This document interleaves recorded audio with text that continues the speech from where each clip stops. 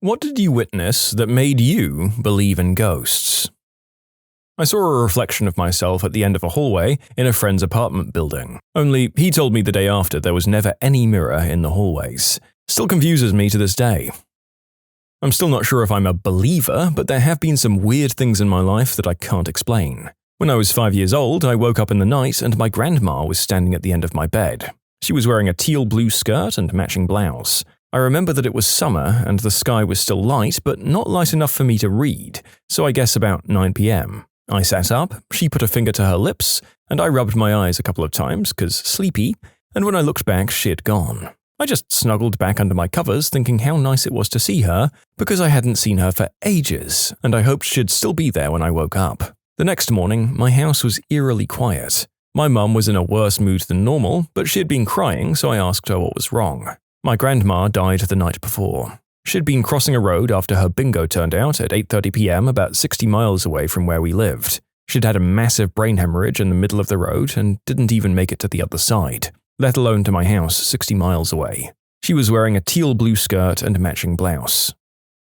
So in high school, I worked kids' birthday parties. The place was basically a giant gym, and gymnastics and dance classes were also held there. One day I came in and one of the girls I worked with, who was very spiritual and very religious, was totally freaked out. During the gymnastics class she taught that morning, one of the kids was staring up at the ceiling. When she asked the kid what he was doing, he said, "There's a little boy up there," and pointed at the ceiling. Strange enough, but whatever, kids are weird. Later, two girls who were working a birthday party before mine came out of the gym and were visibly shaken. A pair of 5-year-old twins went down a slide and then stared at the ceiling. They both said that there was a little boy up there, in the same spot on the ceiling that the kid from the morning gymnastics class had seen. We all went in and inspected the ceiling. Of course, it was just a regular grey warehousey ceiling, but we were all super freaked out at that point. During another party I was managing, I was pushing a little boy on the giant swing we had in the gym. He too began to stare at the ceiling and said directly to my face,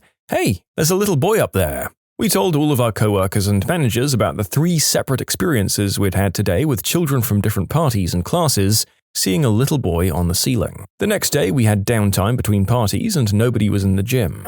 There are cameras in that gym that allow parents to see their children playing from the lobby. My manager called us out of the break room. "Guys, check this out." We came out and see the screen, which is streaming from the gym, showing that giant swing going back and forth. Nobody was on it, it's just the swing going. I like to think that the ghost was truly a little boy who just wanted to play and he finally got to go on the swing. Could be worse. Ew, great that you were so chill about it, I guess, because I think if I'd seen that with my own 2 eyes, I would not be so cavalier about a former little boy wandering around my work and using the equipment. You've really got to figure out a way to charge his parents for being on the premises. My wife and I swear that our daughter used to talk to ghosts when she was a toddler. She was an only child at the time. First instance that I can remember was her telling me that she was talking to Nana. That's what I called my grandmother, who passed about 15 years before my daughter was born. My daughter was young, so I hadn't even talked about Nana to her. So I showed her a picture and asked who she spoke to. There were 4 women, 3 of whom I didn't even know in the picture, but without hesitation she pointed to my Nana. Okay, no biggie. Some months later, my wife and I were trying for baby number 2. After my wife gets pregnant, my daughter is sitting next to her on the couch and puts her head on her belly and says, "Mummy, there's a baby in there." Okay, maybe that's coincidence. Maybe she overheard us saying something. A few weeks later, my wife unfortunately loses the baby. Maybe my daughter picked up on our sadness, who knows. But again, she puts her head on Mum's stomach and says, "Mummy, there's no baby in there anymore." Then several months and one more very early loss of another baby later, my daughter tells us, "I was talking to my brother last night and he said that my sister is coming to live with me soon." Again, she's an only child and had no living brother. We were still trying at this point, but had not taken any tests. We picked up one that night and sure enough, transient. When time came to reveal the gender, I wasn't even interested. My daughter had already said it was a girl, and sure enough, I have 2 daughters now. Once when I was in university, I went to go see my therapist, whom I'd been seeing twice a week for about 5 months.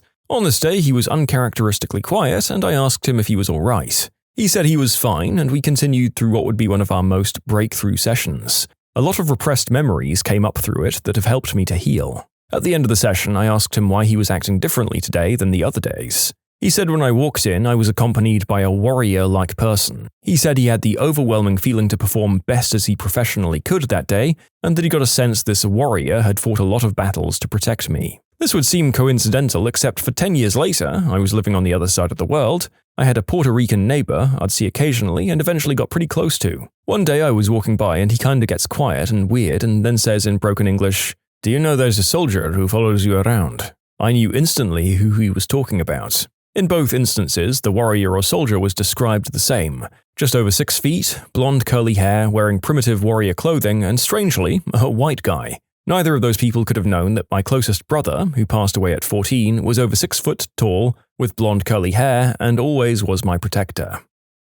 I was 8 when my grandma died. I was sad. So around 2 months passed and I was going to grandma's house where my grandpa lives. I woke up at 3 a.m. and I heard footsteps from the bedroom door. I froze and saw my grandma walking up to me and she said, "Hello, little sweetie," and walked away. It was not sleep paralysis because I could move my hands and feet. In the morning, I told my grandpa about it and he said, "I've seen Grandma almost every night. She likes to visit, so don't be scared next time you visit." I had a similar experience once at age 11, at about 1.5 years after my mum passed away. My dad and I had moved halfway across the country to be closer to my mum's family, 95% of which I'd never met before she passed away. Then one night at 11 p.m. I was in bed and I saw her in my doorway like she was checking on me, and she left after a few minutes. I couldn't explain it and it never happened again, but I always thought she was just making sure I knew she was still watching over me. When I was about 10 through 14, I had terrible insomnia. I'd imagine things and felt incredibly unsafe as though I was being watched, although I never admitted this to anyone. I began only sleeping on the couch with my back against the wall and had to have the TV or some sort of light on. I missed an immense amount of school because of this, so my mum asked me to see a neurologist. The neurologists diagnosed me with some things, but the crazy part was, during my sleep study, I slept amazingly well, no issues at all, and slept in the real bed. Eventually, I got transferred to the children's hospital, and speaking to the doctor, I explained I'd see things and felt uncomfortable. They thought I was experiencing sleep paralysis. When they told my mum, she went ghost white. She pulled me aside and explained that she was experiencing things too. She described in detail what I was seeing. That evening, she approached my brother and asked broad questions, like, "Do you ever have weird things happen at home?" and stuff. He also described what we experienced. It was then that I realized we must have paranormal activity, and I've believed it ever since. When we moved out of that house, all of my sleep issues abruptly stopped, and I haven't experienced it since. My parents have told me that I talked to ghosts too as a toddler. I had a friend who I'd talk to, and when my parents asked, I'd say, "I'm talking to the man with the balloon." We also had a ghost who would leave really big handprints on our windows. No one in our family had big hands or was tall enough to reach that high up. If my mum cleaned the windows the night before, the handprints would be back by morning. I also talked to it and we called it our friendly ghost. When my grandmother's dog died, I was so convinced it had come to live with us. I often saw it at night walking around the kitchen. I had so many experiences with the unexplainable things that I can't not believe in ghosts anymore. Okay, so I'll be open and say that maybe you can put the dog and man with the balloon down to something supernatural, but the handprints on the window are downright concerning. Like, if that happened in anything past the 2000s, you really needed to try and record that part of the house to work out if it was a very much alive crazy person or just a simple haunting. Because the former is far more concerning, actually. My girlfriend's grandfather's ashes were on a little shelf in the living room, right next to a very solid and heavy angel statue. Well, one weekend she and I were fooling around on the living room couch, and out of the corner of my eye I see the angel statue fly off the wall, accompanied with a deep grunt. Now, when I say this thing flew off the wall, I'm talking 7 to 8 feet of air before landing on the hardwood and leaving a dent where the wing hit. Even if this thing had fallen off the wall, it would have dropped straight down, not soared with force. Well, we both stood there in shock, and I whispered if she had not heard the grunt as well, to which she agreed. So we both booked it for the day. Well, that night at dinner, we told her parents what had happened, leaving out the naughty bit, and Megan's younger sister burst into tears, saying she'd seen a dark figure at the foot of her bed the last couple of nights, but hadn't wanted anyone to think she was crazy. Grandfather had died of mental health issues that caused a lot of pain. Well, after that day, I was a believer. You can submit your own stories to be featured here on the channel. The story submission link is in the description below. And if you want to listen to some vibey music in the background, check out easymode, also linked below, and subscribe. I still don't believe in ghosts, but I did have a strange experience. I had a cat who I found in a ditch many years ago. She was cute and I pet her, so she followed me back down the train tracks about a mile to my home. I opened the door for her and she went in. She was offered the opportunity to go back out, and did for a moment, but then came back in. She was mine forever. I've had many pets over the years and loved them all, but this one was different. She wanted to be near me all the time. I'd often said I'd never had a cat who made me feel like my personal space was being violated before. She followed me up to bed every night and purred me to sleep. She died fairly quickly. I barely even had the chance to say goodbye. I knew she was ill, having been diagnosed with hypothyroidism, which cat owners will know is not a good thing to hear. Although progress has been made, ask your vets about the pens. They've worked miracles for my current cat who also has it. Cats with hypothyroidism vomit their food up and waste away slowly, eventually succumbing to either congestive heart failure or kidney damage. She'd taken a turn for the worse, and I thought her treatment wasn't working. On examination, they found tumors in her stomach and liver. She had been dealt a mortal blow and was only going to suffer harder and harder. In the most painful one I've ever had to deal with, I put her down and she even meowed one last time before the end. I forgot to mention that this cat was also the most talkative cat I've ever had. She frankly wouldn't shut up. I buried her in the yard to keep her close and tried to go to sleep, completely besides myself with grief. As I lay down, I heard something familiar. I live in an old house, and my bedroom doesn't have a door, so I installed one of those plastic sliding door things. The slats it's made of make a telltale clacking sound when they're disturbed, like they did when my cat pushed in between them and the doorframe. I heard this, and a moment later I felt the foot of my bed compress a bit and could feel the mattress deform around my feet, up besides my legs and roughly to my hips. I looked, but there was no cat. I don't know how to explain this. I don't believe in ghosts, and I'm sure grief can cause some pretty significant psychological disturbances. A quick perusal of my internet history will very quickly show that I am anything but cuddly, but I was absolutely in the kind of deep grief where one would expect that, as I loved that cat more than basically anything else. Even typing this now, years later, is making my eyes well up with sadness for my lost friend. I could write off the sound of the plastic slats as a breeze or hallucination. Older members of the family said they saw my father after he died, and I've read about grief-induced hallucinations before. But to feel my mattress deform like that, in exactly the way she used to circle my feet and come up beside me, I just don't know what to think. I was visiting my brother after my dad died. She went shopping with her sister and left me alone. I heard my dad as plain as day up in his room. He got up from his computer chair, walked over to the door, and opened it up. He walked down the stairs and stood on the last step for a few seconds before walking up to his room and closing the door. I was probably 5 feet from him in the living room. I just froze. It scared the heck out of me. I was staying in the Stanley Hotel in Estes Park, Colorado, the hotel that inspired Stephen King to write The Shining. Around 1 a.m. I heard what sounded like children running up and down the hallways, interspersed with laughter. Opened the door to see what the heck was going on and didn't see anything. Quick little buggers, I thought. Then, the next morning, when my significant other and I took a tour of the building, the guide stepped directly in front of our room to tell us the story of the young girls whose ghosts can be heard running up and down that same hallway. When I was in 5th grade, I was playing with silly putty in my room when my mum called me down for dinner. I'd molded it into a ball and placed it down directly behind me. I'm talking as soft as can be here. When I stood up to go downstairs, I felt something hit me in the back of the head with some force. So I turn around and see my silly putty ball, not on the ground anymore, but bouncing on my windowsill until it eventually rolled back onto the floor. Needless to say, I ran downstairs hysterically trying to tell my mum what had happened. Work is at a public pool. I'd work alone after hours cleaning the building and the pool. One night around 2 a.m., I'm cleaning the changing rooms. The pool has been closed for about 4 hours at this time. I hear the sound of a child's laughter and bare feet running across a pool deck. I go out and scan the area. There's nobody in sight. The doors are all closed and locked, and there's nowhere a kid could be hiding. No wet footprints on the pool deck. I rechecked the doors and the security monitors. I was the only person in the building. It was unsettling.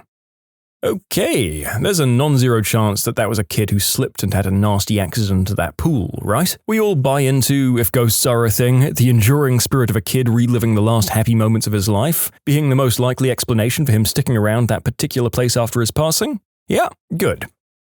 Most of my family is extremely religious and believe in ghosts wholeheartedly. Most of them claim to have seen something paranormal at some point in their lives. I wasn't very religious, and I always thought to myself, if I haven't seen it, then it's not real. That changed during my senior year in high school. I was dog-sitting at my great-aunt's house while she was out of town for a few days. A little after midnight, I was watching a movie and my aunt's dog starts barking like crazy and runs up the stairs at full speed. The dog was small, but fierce. Suddenly, I hear clear as day a gravelly voice at the top of the stairs say, "Bad doggy." The voice was deep and masculine. I went upstairs because I was certain nobody else was supposed to be there. I looked around and there was nobody in sight. The dog was still barking at something that I couldn't see. She was just barking at an empty hallway. That's when I heard footsteps walking away from us down the hall and into my aunt's bedroom. I could hear the footsteps, but couldn't see anyone making them. I noped the F out of that house with the dog and went outside in my car. We slept there for the night. Not entirely sure what the frick I experienced that night, but I definitely believe in the paranormal now. I never told my aunt about what happened, but apparently my great-uncle, her husband, had died in that house a few months after I was born. I never knew him, but I'm willing to bet that it was him who I heard that night.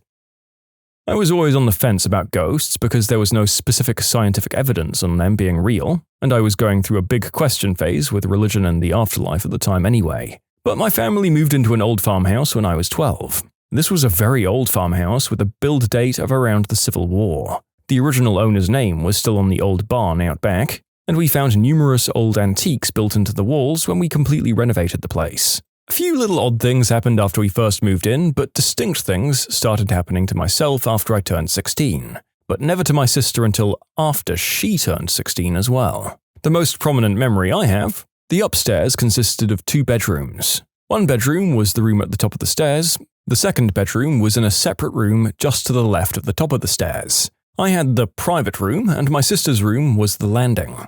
When someone walked up the stairs, it was very distinct. You could hear each individual step, and the creaks got louder as the person approaching got closer. So one night I was sitting on my bed watching TV or something, and I heard my sister come up the steps and go to lay on her bed. So I started talking to her. When she doesn't answer me, I got annoyed and went into her room to figure out what her problem was. Only she's not there. My mind was blown because I know I heard her. I called for her, and she had been downstairs the entire time. We never felt threatened, but it did seem like this entity liked picking only on women. Even my mother, who absolutely doesn't believe in ghosts, had to admit some odd things had happened. I think the funniest thing was having my ponytail pulled while I was doing the dishes. I don't know why it was so funny, it just cracked me up that whatever it was felt like playing with my hair.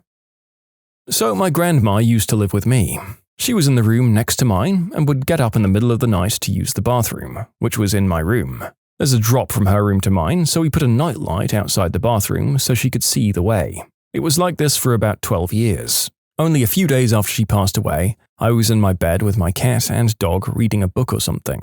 I remember my cat and dog both waking up and looking to the nightlight. My cat got up and went to the light, pawing at it and making noises. My dog just stayed still, not barking. I'd grab him so he'd calm down or go back to sleep, but he never took his eyes off that spot. That's when I saw what I can only say looked like light bending around the nightlight. I was positive it was my grandma coming back to use the bathroom or check on me and the house. She died about 5 years ago. To this day, I still have that nightlight there, and I turn it on every night for her. I haven't seen her or experienced anything like it again, but I'm sure she's still around.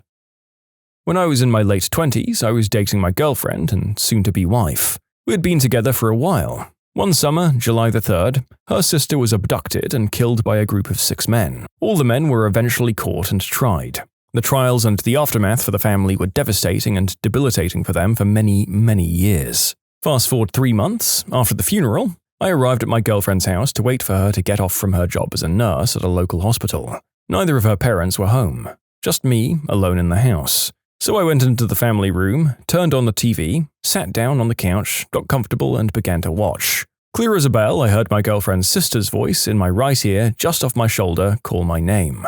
I turned to look at the seat next to me, and of course there was nobody there. I stared at the spot on the couch next to me for a long while. Feeling a bit uneasy, I turned off the TV and went outside to wait on the porch.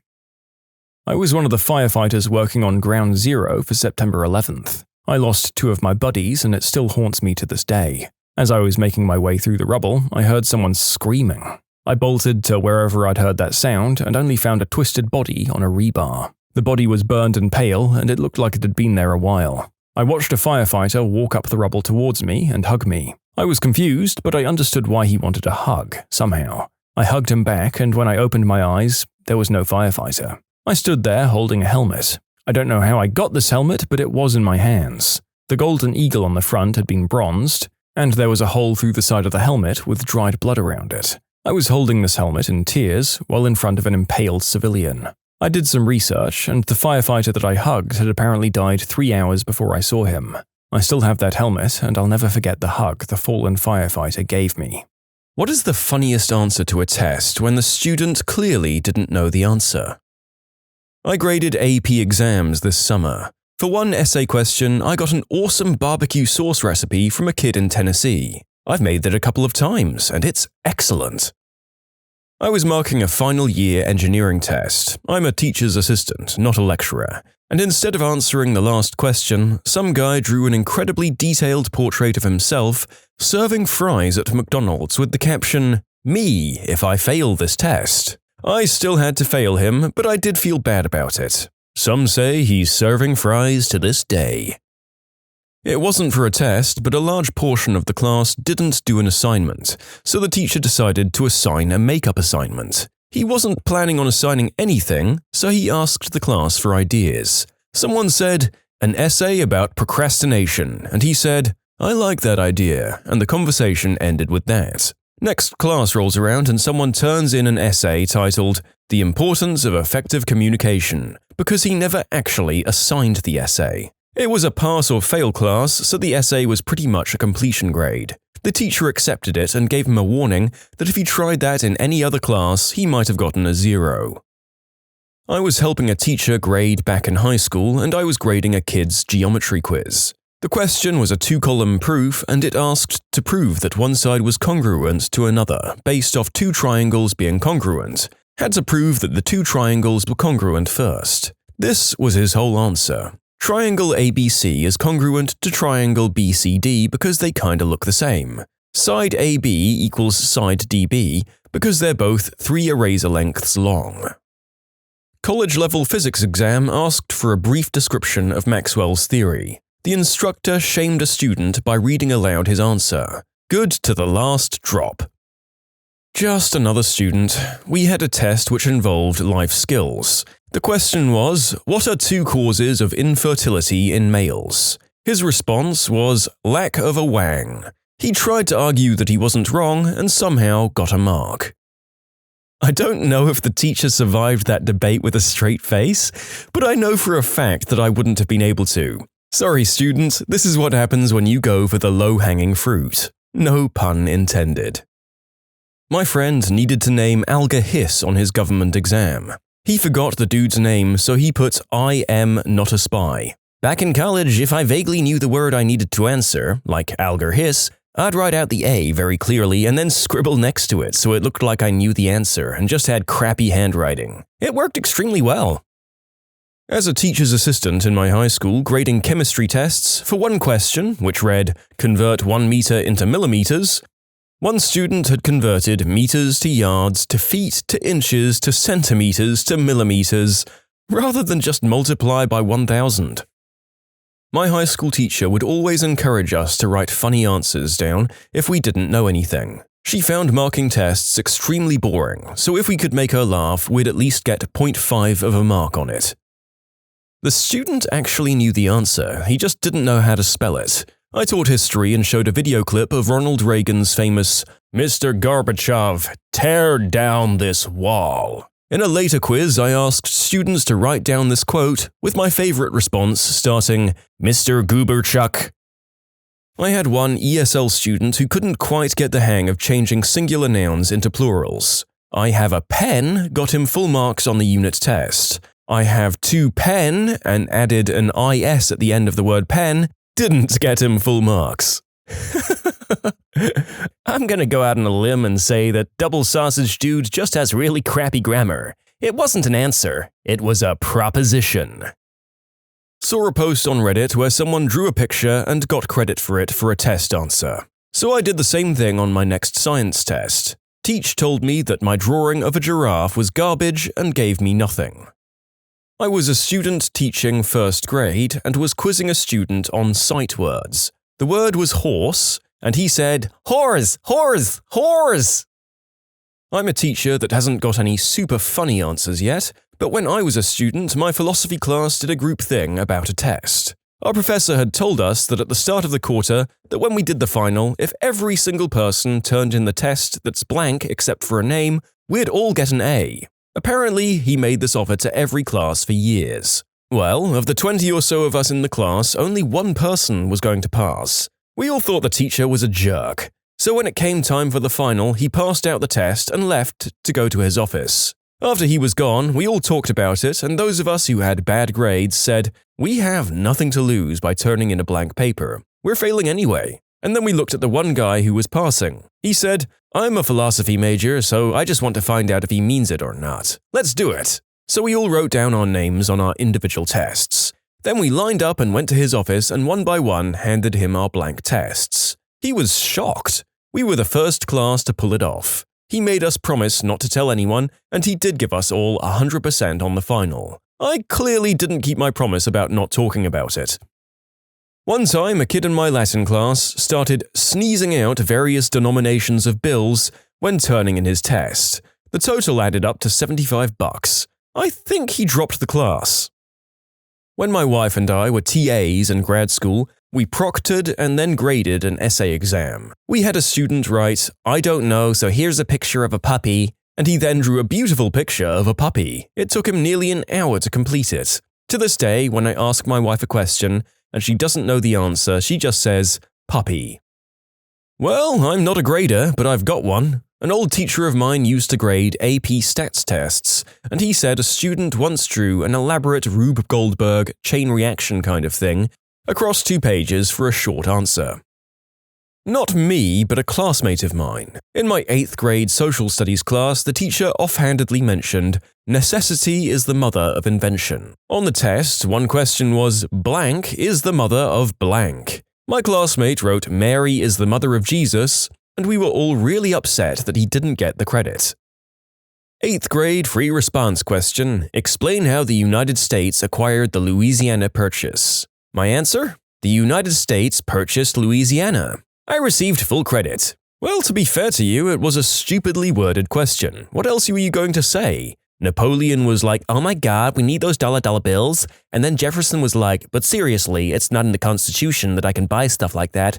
And then Jefferson's cabinet was like, "Stop being a jerk and buy it." And then Jefferson was like, "K." I mean, your teacher just wrote the worst question ever. I had a friend who put "Obama is a lizard" as an answer to all of the AP Gov-free response questions. The narrator feels like, given what he's learned about certain parts of the US, you might be able to get a partial credit on that answer depending on which deep red state you did that in. Got to teach a technical theatre class and gave a quiz at the beginning to see what the kids knew. One of the questions was, "Name a good conductor." I was looking for metal conductor like copper or brass, ended up with several answers like Leopold Stokowski, Leonard Bernstein, and several famous composers. We all had a good laugh when we went over the answers. A bit different, not quite a test. Class was reading a play in English literature during junior year. We were rotating parts between students through the various acts, point being that we did actually have parts, so people weren't necessarily focusing on the story as much as they were on when it was going to be their turn to speak. Some girl's line comes up and her character is mentally handicapped. The line read, "Make horse sounds," with horse being spelt HOARSE, as in raspy throat. The student started to neigh. I don't know about credit, but we all had a good laugh. On a sample essay I read for AP World History, they were listing evidence for a question related to American Indians. One kid wiped his blood on the exam sheet and wrote, "This is a blood sacrifice to the sun god of the Incas." Sadly, he didn't get the credit. I took a philosophy class in high school. For the final paper, we had the option to write an essay arguing to the teacher that we were not a figment of his imagination. I decided to do the opposite. I wrote a whole essay about how I was a figment of my teacher's imagination, and I ended up with a B in the course. That was the only assignment I handed in for the entire course. When I was a sophomore in high school, I was in a biology class, and the very first test I was clueless. At this point in time, I didn't quite know the teacher or his style or anything about him, really. So naturally, clueless on the essay question, I decided to go meta and write a speech about how I was bombing the test. I compared it to Harry Truman deciding to nuke Japan, and how that was thought to have saved lives. By my own nuking of the test, who knows, maybe I could do the same.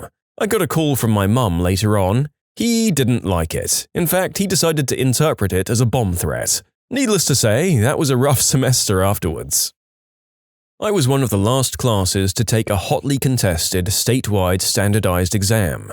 In its dying days, some big muckety-muck decided it would be a great idea to add a science portion to the exam. Their mistake was telling my class that we were the first class to take it, and therefore were simply testing if it was useful for the school board, and our results on that section would have no bearing on our final test results. The question was something like, Susie and John have a heavy box. They need to put the heavy box on a shelf, but it's too heavy. They have several pieces of wood, a saw, a pulley, etc., etc. Design a system for moving a box to the shelf and explain why this works in scientific terms. My response? Susie and John could do many things. They could build a lever, as you're obviously suggesting they do with the boards, but the box would likely slide back down the lever and kill Susie and John. Here is a drawing of Susie and John dead under a box. They could build a pulley, but I don't want to explain how that works, and also, if they're too small to reach the shelf with the box, how the frick are they going to attach a pulley to the roof? Drawing of Susie and John looking sad as their parents yell at them for screwing around with the garage ceiling. My recommendation is that Susie and John open the fricking box and move everything individually like normal human beings.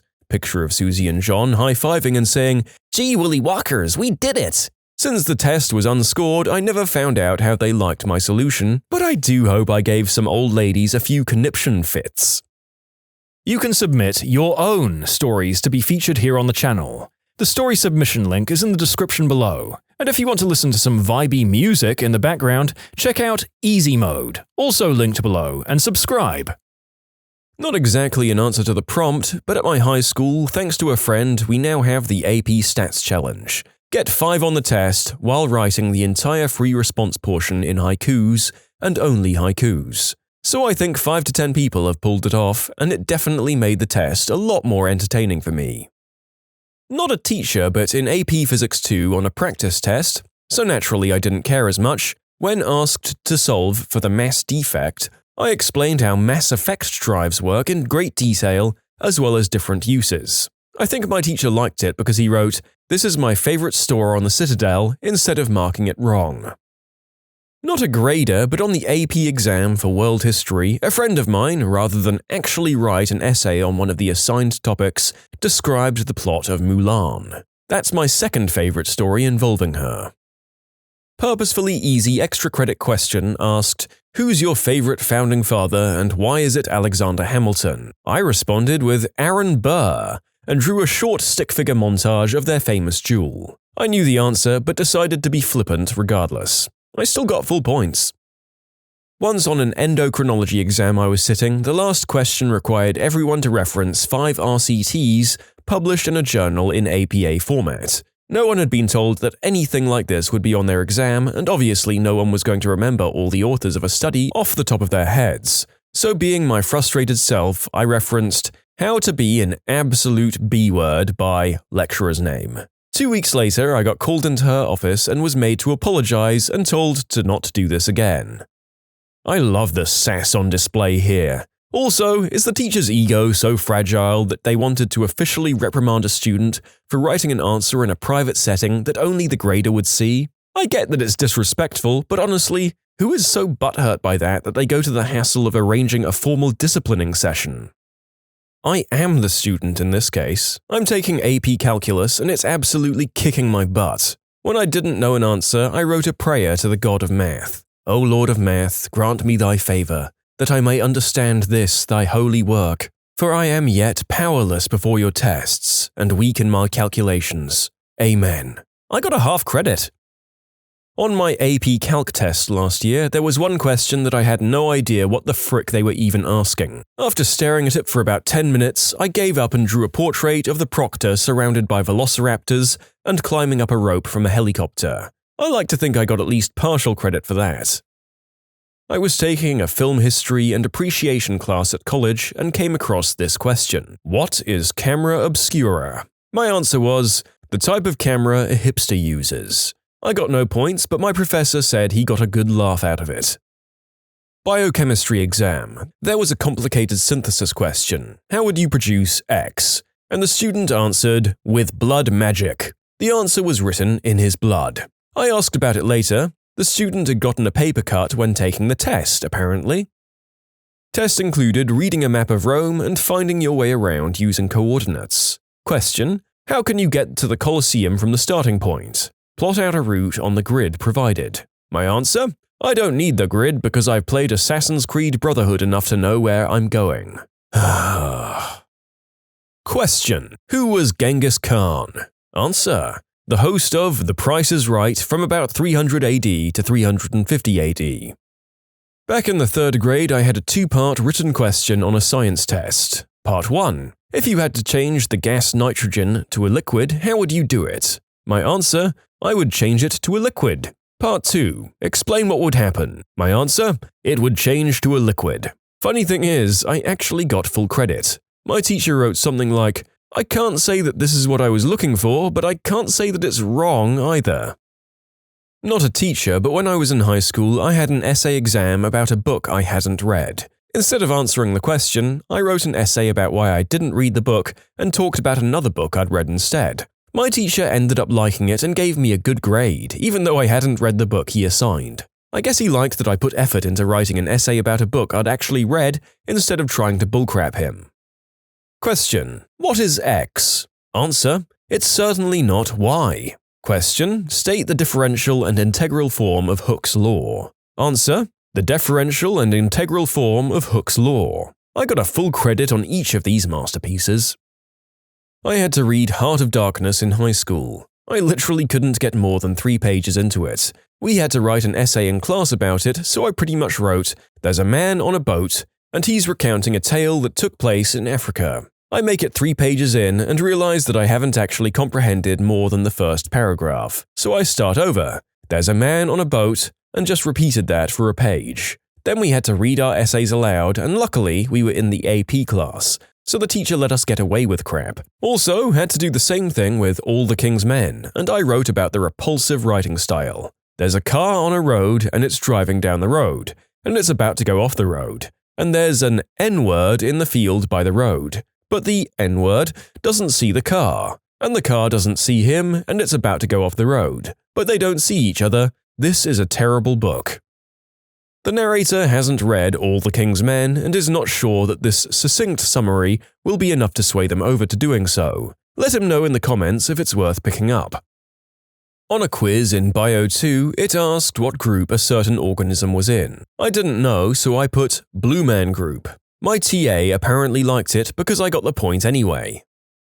When I was in American history in high school, I had a test where one of the questions was asking what the 19th Amendment was. It was the women's right to vote, by the way. My teacher was male, and I was just screwing around and thought I'd try to make him laugh. So for the answer, I put a mistake. Ended up getting 100% on that test. I got one from both sides of the spectrum. Once in advanced calculus, the final question was something which I had no clue how to answer. So I just wrote in the entire space, 7. It turned out 7 was the correct answer. However, I got no credit for it for not showing any working. And when I was a marker at university, I was going through the tests and a question was accounting. Describe a transaction which causes a decrease in an asset and also equity. A student's answer was, a building caught on fire and got destroyed. Technically, he was correct, although it wasn't really a transaction, more of an event. Question: what are your opinions on doing the deed before marriage? 16 marks. Answer: I wouldn't buy a car before test driving it. How are you even graded on this? It's asking your opinion. Even not answering could be taken as meaning you're indifferent. In 12th grade, me and a buddy of mine, let's call him Tom, were both in the same calculus and vectors class. I already decided to major in history at a university, so my mark in this class didn't mean too much to me. Anyways, during the exam, I got to a question which asked me to graph the derivative of a given function. Not knowing what it was, I simply drew a kitty face on the graph, cause screw it, and moved on. About 10 minutes later, Tom, who was sitting beside me, discreetly got my attention, and I see he's stuck on that same problem, and hoping I'll help him out. Chuckling to myself, I turned to the question on my exam and moved it over slightly. Seeing what I'd done, Tom shook his head, quietly whispered, "Screw it," and did the same thing. Suffice to say, our teacher was less than happy with us after the exam. In high school, I was in biology class with a buddy of mine. The class and the teacher were a complete joke and no one took it seriously. On an exam, the teacher wanted an essay on something, and my buddy didn't feel like writing it. Instead, he drew a picture of Jesus and wrote, "Jesus is always the answer," above it. He received full credit. If my English teacher is on Reddit and sees this, she'll probably use my answer. We had a scarlet letter quiz and had to connect the term antimonian to the novel. I got it in my head that antimony was a woman in a Greek myth who was punished for adultery like Hester. I was the student. Spelling test. Asked to spell euthanasia. My answer was youth in Asia, the 3 words jammed together. On my English 1 last year, on one essay I wrote the names of 150 NFL football players. I got a 4. University. I dropped Chem 2 lecture, but still had to take the corresponding lab because of drop limits. Didn't get most of the material, but didn't particularly care if I failed because it was only 1 credit anyway. I drew Pokemon for all the answers on the final. I got an A. The professor was a cool guy. On the last day of class, someone brought in a big flan, another girl brought a guitar, we had a mini party, and the professor played the guitar for us. What is the most unethical thing you've been asked to do at work? I worked at a well-known automotive garage chain. I quit on my second day on the job because while I was doing an oil change, my manager told me to take out the customer's air filter, rub it on the ground outside, and show it to the customer so they believe it needs to be changed. As a customer, I changed an air filter myself an hour before I took it in for an oil change, and I was suggested to replace it because it was dirty. I showed them the receipt, and they said, "Well, the entire system makes it dirty, you see." I was asked to ignore 15 open 50-gallon drums that were filled with used phosphoric acid sitting out back of a workshop next to a stream. In the middle of a city, heavy rains and hurricane winds tipped a few over one night. The boss dumped one out on the ground because he needed the drum. When I quit, I called the city on their butts. I used to work in event management and was asked to ignore fire safety violations on a regular basis. One time we hosted a funeral for a sort of local celebrity with about 3,500 people in attendance, at a venue that was licensed for 300. It was frighteningly obvious that any sort of mass panic would be absolutely disastrous, so the 2 staff members decided to go behind management's back and call the police. Another time, the boss at a venue refused to repair a broken heater in the middle of winter, with outside temperatures being well below freezing. He told the staff to simply use the gas oven to heat. CO poisoning is a big risk, especially since this is an industrial-strength oven meant for professional catering we're talking about. Where I am, it's illegal to operate an oven like that without a suitable ventilation system in place, which would have needed to be turned off in order to heat the place up. I'm in IT. I was asked by an executive to delete very incriminating emails he had sent to an innocent receptionist from our Exchange server. He thought they were private and she was talking about suing. He sent this request over email. I sent it to our HR and investigative units. Anytime there's a firefight or shooting incident in a war zone, afterwards you routinely have to fill out sworn statements as to how the events went down, who shot whom, etc. Let's just say there's a lot of top-down pressure and coaching beforehand, and nobody fills those out truthfully. That's simultaneously shocking and not surprising at all. That's how armies maintain the appearance that they're the good guys in any given engagement, maintain the appearance of competence to their superiors, and try to sweep friendly fire cases like Pat Tillman under the rug. Pretty shifty. I worked graveyard shift at a gas station. The owner came in under the influence one night and we were chatting. We talked about benign things and I mentioned that I just found out I was pregnant. The first thing he said was, "Good, then I wouldn't have to use protection." I was so taken back that I didn't say anything. He went on to ask me if I had tattoos in any place that he couldn't see. Then he commented on my necklace. It had tiny handcuffs on it. He asked if that's how I liked it, handcuffed. After all that and me refusing his requests politely, he said, "How much money do I have to get out of the ATM to have you tonight?" My response was he'd better go home to his wife and kids before I called them to let them know where he was. He threatened to fire me. The next day, my manager pulls me aside and asks what happened. Then he asked if I would just keep it to myself. I told him he would if he'd take me off graveyard shifts. That's how I got to keep my job and work better hours. I could make a list, but we'd be here a while. I used to work in a senior home which claimed to be independent living for the extraordinarily wealthy kind of old people. And let me tell you, that place was a prison. Kitchen was regularly below health standards and the place was a gosh darn rip-off for our residents. Our boss's stepmom moved in and was unable to move, and liability-wise we weren't able to help her with anything. However, boss would make an exception calling it above and beyond care. Screw that, if she fell we all knew our butts were on the line. Also, illegal petty cash boxes and hundreds of off-the-book expenses for the boss. My buddy used to keep the books there and he actually gave up on asking how much he was doing that was illegal. Be very careful about what senior homes you send your loved ones to, people. Not me personally, however, I was an assistant manager of a sports bar a few months ago. The owner's son and general manager of my store allowed an 18-year-old to serve booze. 19 is the minimum in my state, and she failed to card and served an underage person who got in a wreck. That person's car was totaled and she sustained severe injuries but lived. The owner's son called the other girl who was working on that shift, who was of legal age, and told her verbatim, "I want you to go home and practice saying in the mirror, 'I was your server and I carded you.'" She thought she had no option but to go along with it, and I had to be the one to tell the server what her boss was asking to do was commit perjury, and that if she did it, she'd go to jail, have a record, and wouldn't be able to so much as get a job at Walmart when she got out. Screw that guy for trying to ruin another person's life because he made a horrible mistake. The manager wanted me to clean the bathrooms, but he was being kinda weird, so I said no. Turns out a homeless person had smeared crap and blood all over the walls. I told him later he was required to get a hazmat team to take care of that. I'm not risking getting any number of diseases. He just got some other rube to do it. Similar thing happened to my friend at Macca's, except I'm pretty sure it wasn't a homeless person. She was only 14 and the manager refused to even give her gloves. Another older employee threatened to get him fired if he tried to make anyone else clean the bathroom without following procedure. He backed down, but the woman got him fired anyway because he was a power-hungry craphead who liked to use his position to get the younger employees to do questionable stuff. The amount of factory managers that want the light curtains, area scanners, and other safety features disabled on their machines in the name of speeding up production is pretty appalling. That crap's there for a reason, and if I disable it, my butt is on the line if or when your employee gets killed.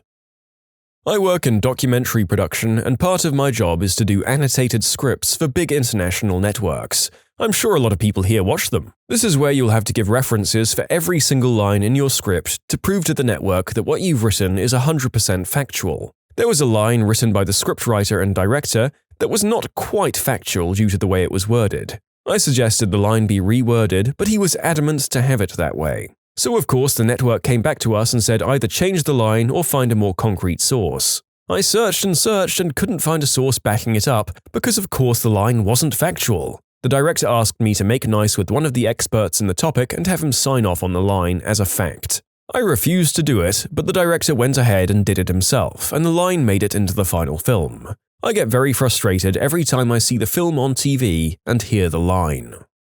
When I worked in manufacturing, I would get sent into places inside running machinery because I was small and had small hands. Many of those spots were also for confined space trained people, which I was not. If you hesitated, they would scream at you from behind, which is super helpful in a confined space when you're trying not to lose your fingers in a belt. Oh, and I made $8 an hour with no benefits. No wonder they sent all those jobs to China. This was early 2000s in Wisconsin. I was a temp making pots and pans on the third shift. My boss was useless and a butthole. He ended up getting demoted to a regular worker, but was too lazy to keep up, so he was fired eventually. I did keep all my fingers, but I almost lost my scalp once. My hair got caught under a running belt. Luckily, I thought fast and grabbed my ponytail and let it take a chunk of hair instead of the whole thing. It was crappy, but I've since learned that you shouldn't do something just because someone in authority tells you to.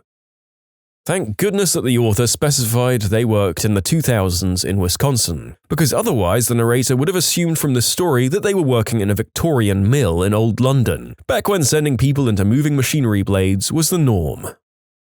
I got told to cut an employee's hours, so he dropped to part-time status. That way, the company, more accurately that store in particular, wouldn't have to pay the cost of his insurance. He had recently just got back from having major colon surgery and was deemed a risk. The worst part was I needed this guy to work full-time in department, and I had a whole team of people itching to take vacation since we worked the holidays short-handed. Anyways, joke was on the company. Immediately after I was told to do this, I reached out to a rival company and jumped ship within 2 to 3 weeks. They ended up having to give surgery guy hours once I left. I haven't personally been asked to do anything illegal, but I work at a workers' comp insurance company. The amount of employers who won't report employee injuries is staggering. I've had family members call, sobbing and begging for us to pay medical bills for injuries that occurred at work, but they can't report the claim, so there's nothing we can do. We have employers who tell their employees that it's too late to report, and they think they're just crap out of luck. Guys, if you ever get injured at work, it has to be reported. There's no such thing as too late. Your claim needs to be reported.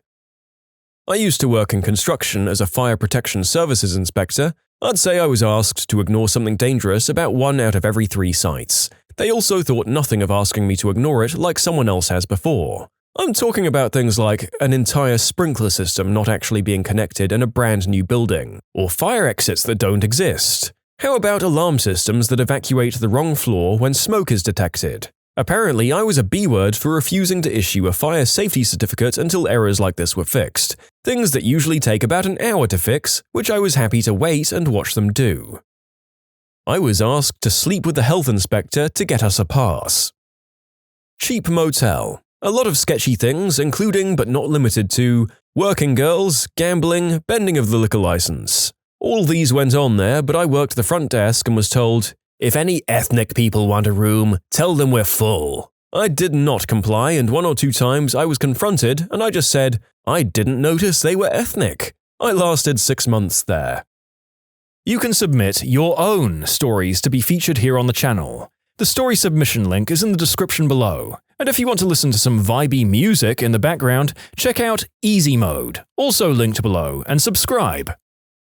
Years ago, I was working at a local pharmacy. The owner had always seemed like a revenue above all else kind of guy, often ranting at us pharmacy technicians about not making enough money. One day we had a patient come in with a prescription for an expensive medicine. So I tried to fill the prescription, but I noticed that our inventory for this rarely filled medicine was expired. I was filling out forms for new inventory when the owner saw what I was doing and told me to fill the prescription with the expired stuff. I tried to explain, but he silenced me with a glare. I looked to my co-workers for support, but they averted their glances. I ended up filling the prescription, but to this day I feel ashamed for not taking a stand against it. I quit the job a week later. I got asked to lie to customers, repeatedly, although this was a sales role, so it was more or less par for the course. If we worked over 40 hours, we wouldn't get time and a half, but we would get that money in an envelope in cash with no taxes taken out. So it sort of worked out. That's not legal.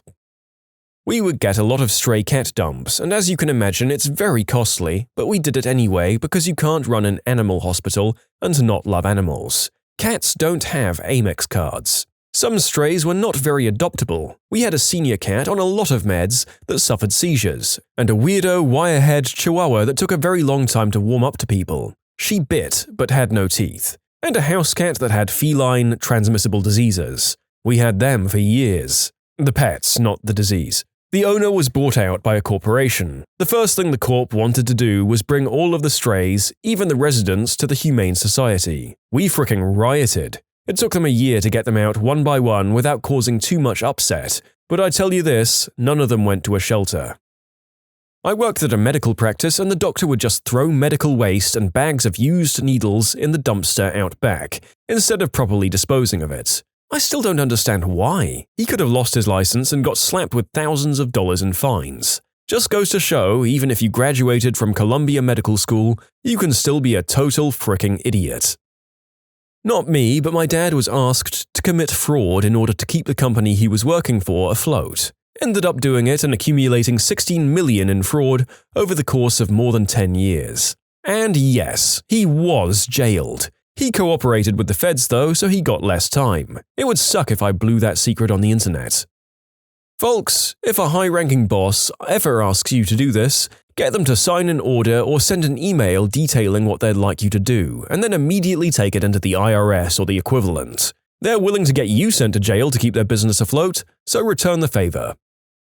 I worked for a packaging company that made the pop-top caps for bottled water. They asked me to investigate altering the design of their caps so that it couldn't be reused. The idea or scheme was that if they invented a pop cap that would pop up but not back down again, they could market it to the bottled water companies as something that would force people to drink their product in a single sitting, and therefore be more likely to purchase another one later in the day, and prevent people from refilling the bottle from the tap because the lid would never close again.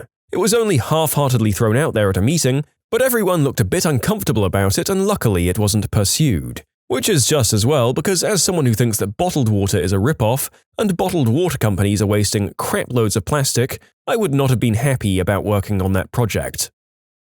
Working at a bar and restaurant, yeah, just cut the mold off those strawberries. Do it quick, we need them for the daiquiris. Followed sometime later by, you're cutting too much off. I was asked not to hire black people or out-of-shape people. Safe to say, I quit not long after that. Perform tasks I wasn't authorized for at all. I'm CNA and I can't tell you how many times a family member of a patient has demanded that we do the nurse's work or the physical therapist's work. Some of it I knew how to do in basic, but if I would have gotten it wrong and hurt my patient, it would have been on me.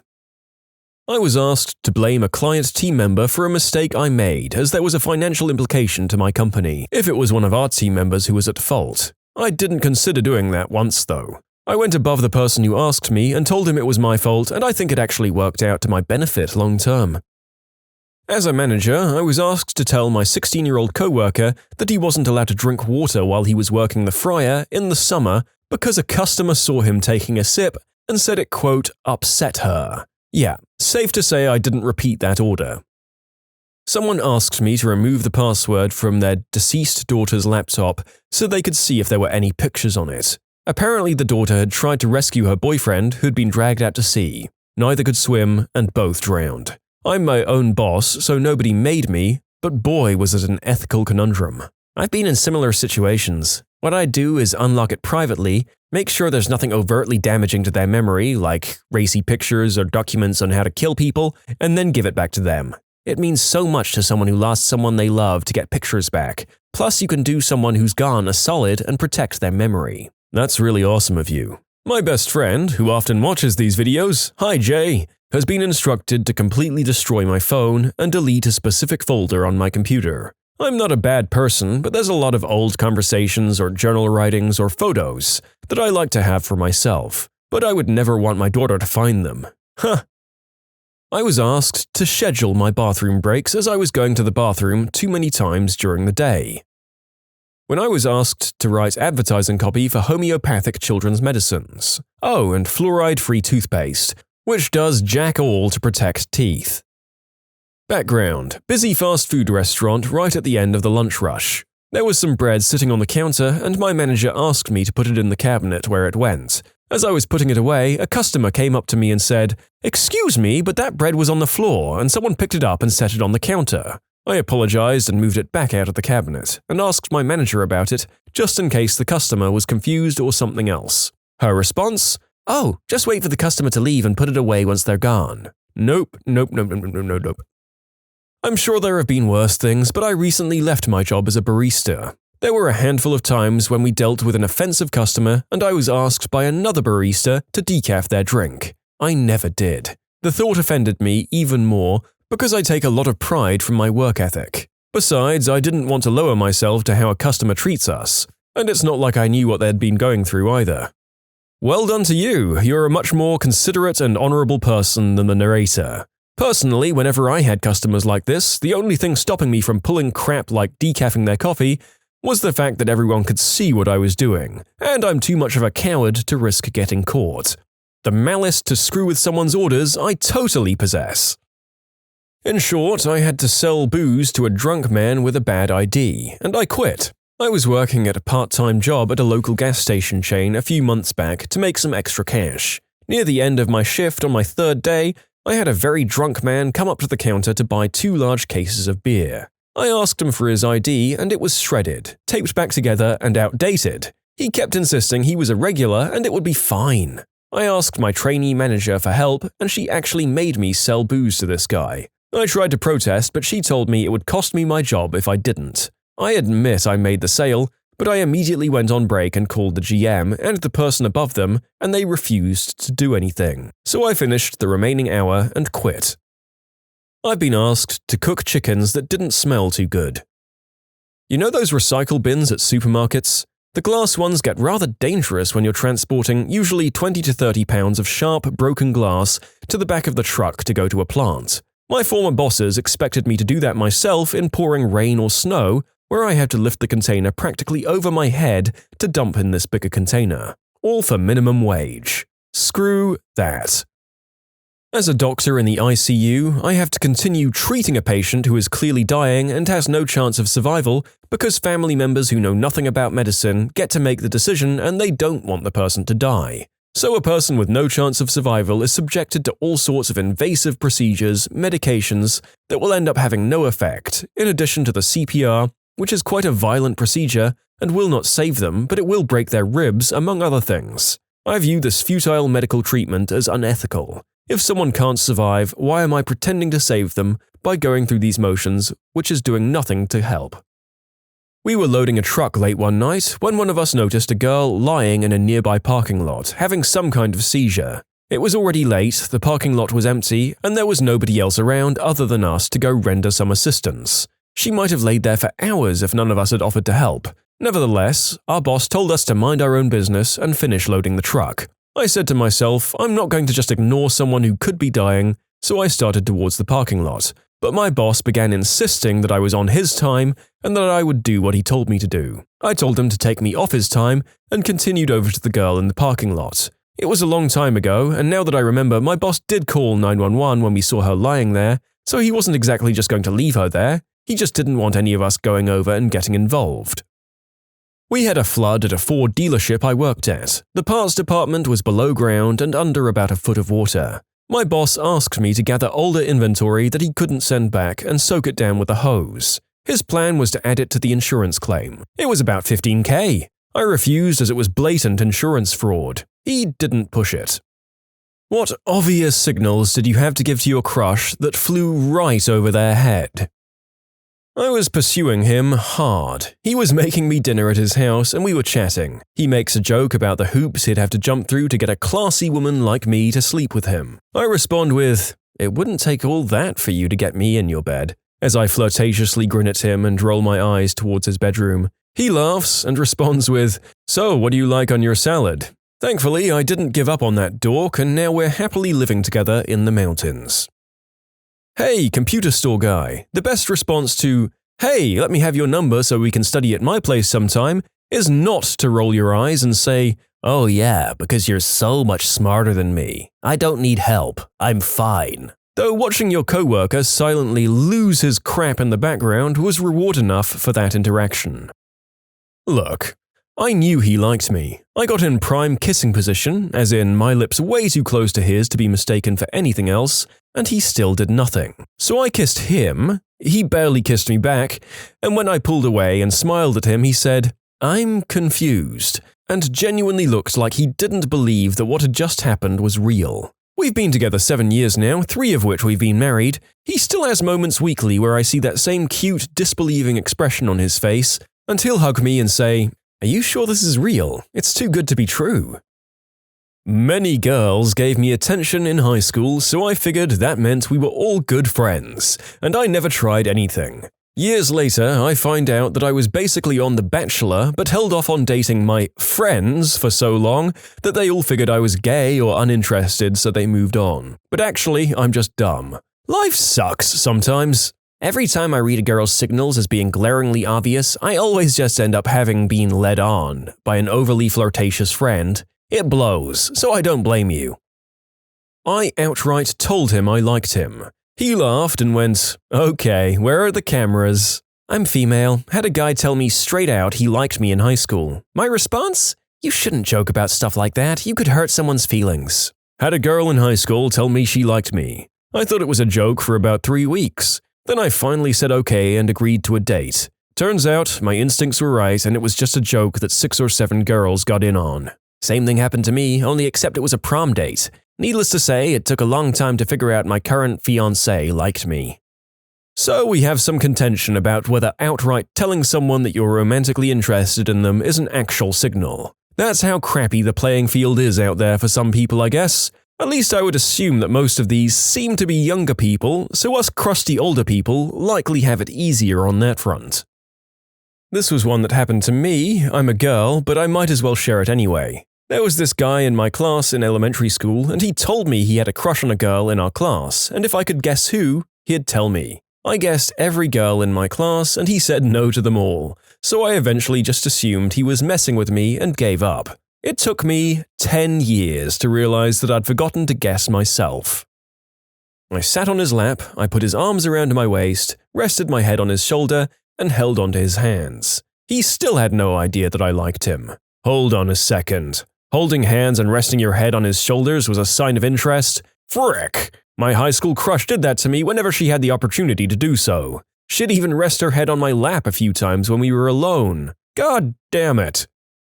I guess it was a little past crush at this point, but we were on a date and he asked me to be his girlfriend. I said, "Well, I don't even know what it's like to kiss you." And he goes, "Oh, okay." I was like, "That's your cue," and kissed him. It was kind of cute. I really can be an incredibly dumb guy about these sorts of things. Met her in the bar, lots of dancing together, drinks, her hand sitting on my thigh all the time as we sat. She asked me to walk her home, saying no one is home and she feels unsafe. I agree, in front of her home we stand there, she takes initiative and kisses me. I literally jump up because I was looking just past her face at this new Audi driving up the hill kinda half zoned out. I still feel so sorry for that girl. We hung out often. The last birthday of his was a hot day in July. I texted him, 95% of females who know better would be down for skinny dipping tonight. He responded, that activity sounds like it's lacking in morals. Me? Makes sense, I have few morals. Actual conversation between me and my now ex-boyfriend. I brought some new leopard skin undies. I can't wait for you to see them. I brought printer ink today. Dang it, story time from my perspective. Hindsight is 2020. At work with this girl Kay. She comes to my house a lot. Spends time watching TV, joking around, snacking. I think just having fun together as friends because 1. I've never been in a relationship before, I was about 21 at the time, and 2. I was raised in a super conservative Christian home. Anyways, one day her best friend is hanging out with me and asking tons of questions about how I feel about Kay. You two are spending a lot of time together, are you going to ask her out? Of course I respond with, how we're just friends, she shouldn't worry about it, blah blah. I'm so bad at hints, it's painful. Fast forward a week or so, Kay is over at my house super late and decides she isn't going home. She'll just sleep at my place. I insisted on sleeping on the couch. She was having none of it. I find a compromise and sleep in pajamas for the first time in more than 10 years, and sleep under the blanket, but not the sheets, so we're not actually touching. She gets super cuddly, and I roll over and go to sleep. In short, girl tries to get busy with me, and I just assume she's too lazy to drive home. I don't remember exactly when I clicked as to what had been going on. I just thought about it one day way later, and my reaction was something along the lines of, damn, I was an idiot. She was a great girl, and by the time I realized, we'd grown apart long since with her moving away. I said, I want to F you, and he said, thanks. Although another time I texted a guy I wanted to sit on his face, and 20 minutes later I was doing just that. You win some, you lose some, I guess. As a guy to whom this has been said, I actually responded with thanks too. At the spur of the moment, it was the first thing that came to mind that didn't sound like an outright rejection, but was an attempt to say, I take that as a compliment, but I do not reciprocate. Not my smoothest moment, but I thought it was slightly better than no thanks. Us guys aren't stupid, we're just scared of being hurt and tricked into embarrassment. And then sometimes just so gosh darn confused because this girl is so fine that you just assume she's just being mates, even though you're picking up all the signs and ignoring them, and then finally having the balls to confront her about it, just as you find out she gave a down-under kiss to your best mate because she got bored of you. This may or may not have happened to me. I kissed my now boyfriend a year before we started dating. He thought I slipped. Like, oops, I accidentally sucked on your face. It doesn't mean anything though. He didn't know I liked him until I showed up at his basic training graduation. I attempted to low-key ask him to prom. Had to be cool about it, you know, nice and smooth. My phrasing was something along the lines of, maybe you and I should go to prom together. It'd be more fun than going alone. His response was just, yeah, maybe, before he walked away. I took this as a rejection and immediately ceased all my other genius attempts at flirting, such as hugging, touching his hair, letting him carry my bag to the bus. He just kinda did it. I never made him and it became a daily routine for us. And smiling at him and other such things. I thought I was so subtle, but almost everyone else knew. I found out years later that he honestly had been clueless, and the reason he had grown distant with me is he thought I didn't like him back.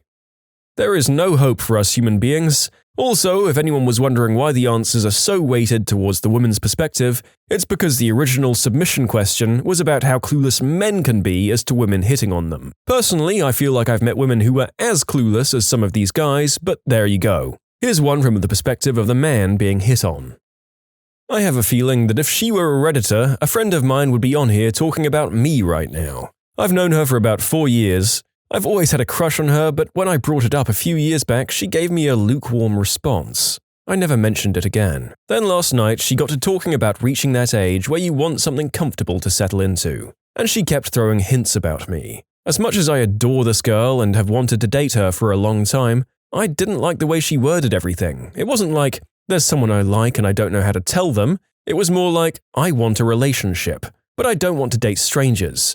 I guess that's why I spend time with you. You're comfortable. I like how comfortable we are together, but I also need passion. So I joked my way out of the awkwardness. I'm sure she thinks I didn't catch her hints. I did. I just want her to be interested in me because I'm special to her and she appreciates me. Not because I'm good enough and she doesn't feel like trying harder, you know? Lots of girls that were my friends that I thought were dropping hints turned out like this. I've had 4 friends say that, if we're still single when we're 30, I'll go out with you then. I'm sorry, but screw that. No better way to ruin a friendship. I like you, but not enough to settle down while I'm still as hot as I am. Maybe after I've screwed all your friends, is how I hear it. Found someone who wanted me from the start, and we've been married almost 7 years now. I said I really care about you. He said, cool. He didn't get it. I said, no, I really care about you, like more than I care about most people. He said, oh, yeah, I like you too. We're now happily married. I find myself wondering when he will figure that out too. I used to sneak out and throw rocks at his window at night to let him come out and talk to me. Also used to organize friends' nights for the sole purpose of seeing him. Was a complete shock to him apparently when my friend drunkenly told him he was so blind to my crush on him. We've been dating for 6 years now. You can submit your own stories to be featured here on the channel. The story submission link is in the description below. And if you want to listen to some vibey music in the background, check out easymode, also linked below, and subscribe. It's easy to dismiss this as he was clueless, but there's one alternative explanation. He just doesn't believe you could possibly like him and that it's some kind of mean practical joke that you and your friends will laugh about later. He actually thought I was serious? Yeah, low self-esteem is a B word. And yeah, I should have said at least one alternative, but I think the assumption here is that the guy is, in fact, interested, but he's missing the signals and has reasons why he's not taking the initiative. I never believed it was done for laughs, I just thought I couldn't possibly be the subject of their attraction. Like, what? Help me? Do you need a psych evaluation? This isn't normal. Amen. Listen to your heart, the brain is a butthole. Well, we were both really tipsy. She sat on my lap and said, I could never be with a guy like you. You're too nice. She was feeling my face and everything. I was confused. I had a rager and was sad at the same time. Snapchats with a deep neckline. So much chest visible. Wait, what if I get a Snapchat from a girl about her tan lines and she only has a towel covering the bits they censor on TV? As a girl, that's pretty hardcore flirting. My fiancé had no idea I was hitting on him before we started dating. After spending a day together with our college club, we returned to the campus and I asked him if he was free anytime the next week to hang out. He just said, "No, I'm really busy," which he maintains to this day was true. Then a few weeks later, I tried to get him to hang out again and I pretended to send a mass text to see who was in town for spring break. It was my night off, so I hoped he would respond. The next day he texts me, "Here," and that was it. I was convinced he didn't like me, but several of my friends told me to just ask him out. When I finally worked up the courage, I was so nervous that I wasn't my usual happy or goofy self. I told him I needed to talk to him, and he thought he had made me angry. He had no idea I was interested until I asked him out, and he was really happy when I did. We've been together almost 5 years now. Back in high school, I was very close to this girl who was in my friend group. Me and her did everything together, like go to the movies without the others in the group, go on lunch dates, she'd sleep over, we were basically a couple. I say basically because we all did this, but I wasn't dating her, or even tried, because I really thought she wasn't into me. But I mean, this girl literally would tell me things like, "I'd be happy if you were my first time," and she actually got undressed in front of me one day. I was just an extremely dense kid who assumed she was like this with all guys. On a happier note, I did end up dating her once I got to college, and we're still together now. The poor girl was probably so frustrated with you by the time you got the hint. She must really like you to have put up with that. In my defense, she later told me that when she would occasionally talk about guys to me, it was to try and make me jealous. Of course I was jealous, but I thought I had no right in judging who a friend liked.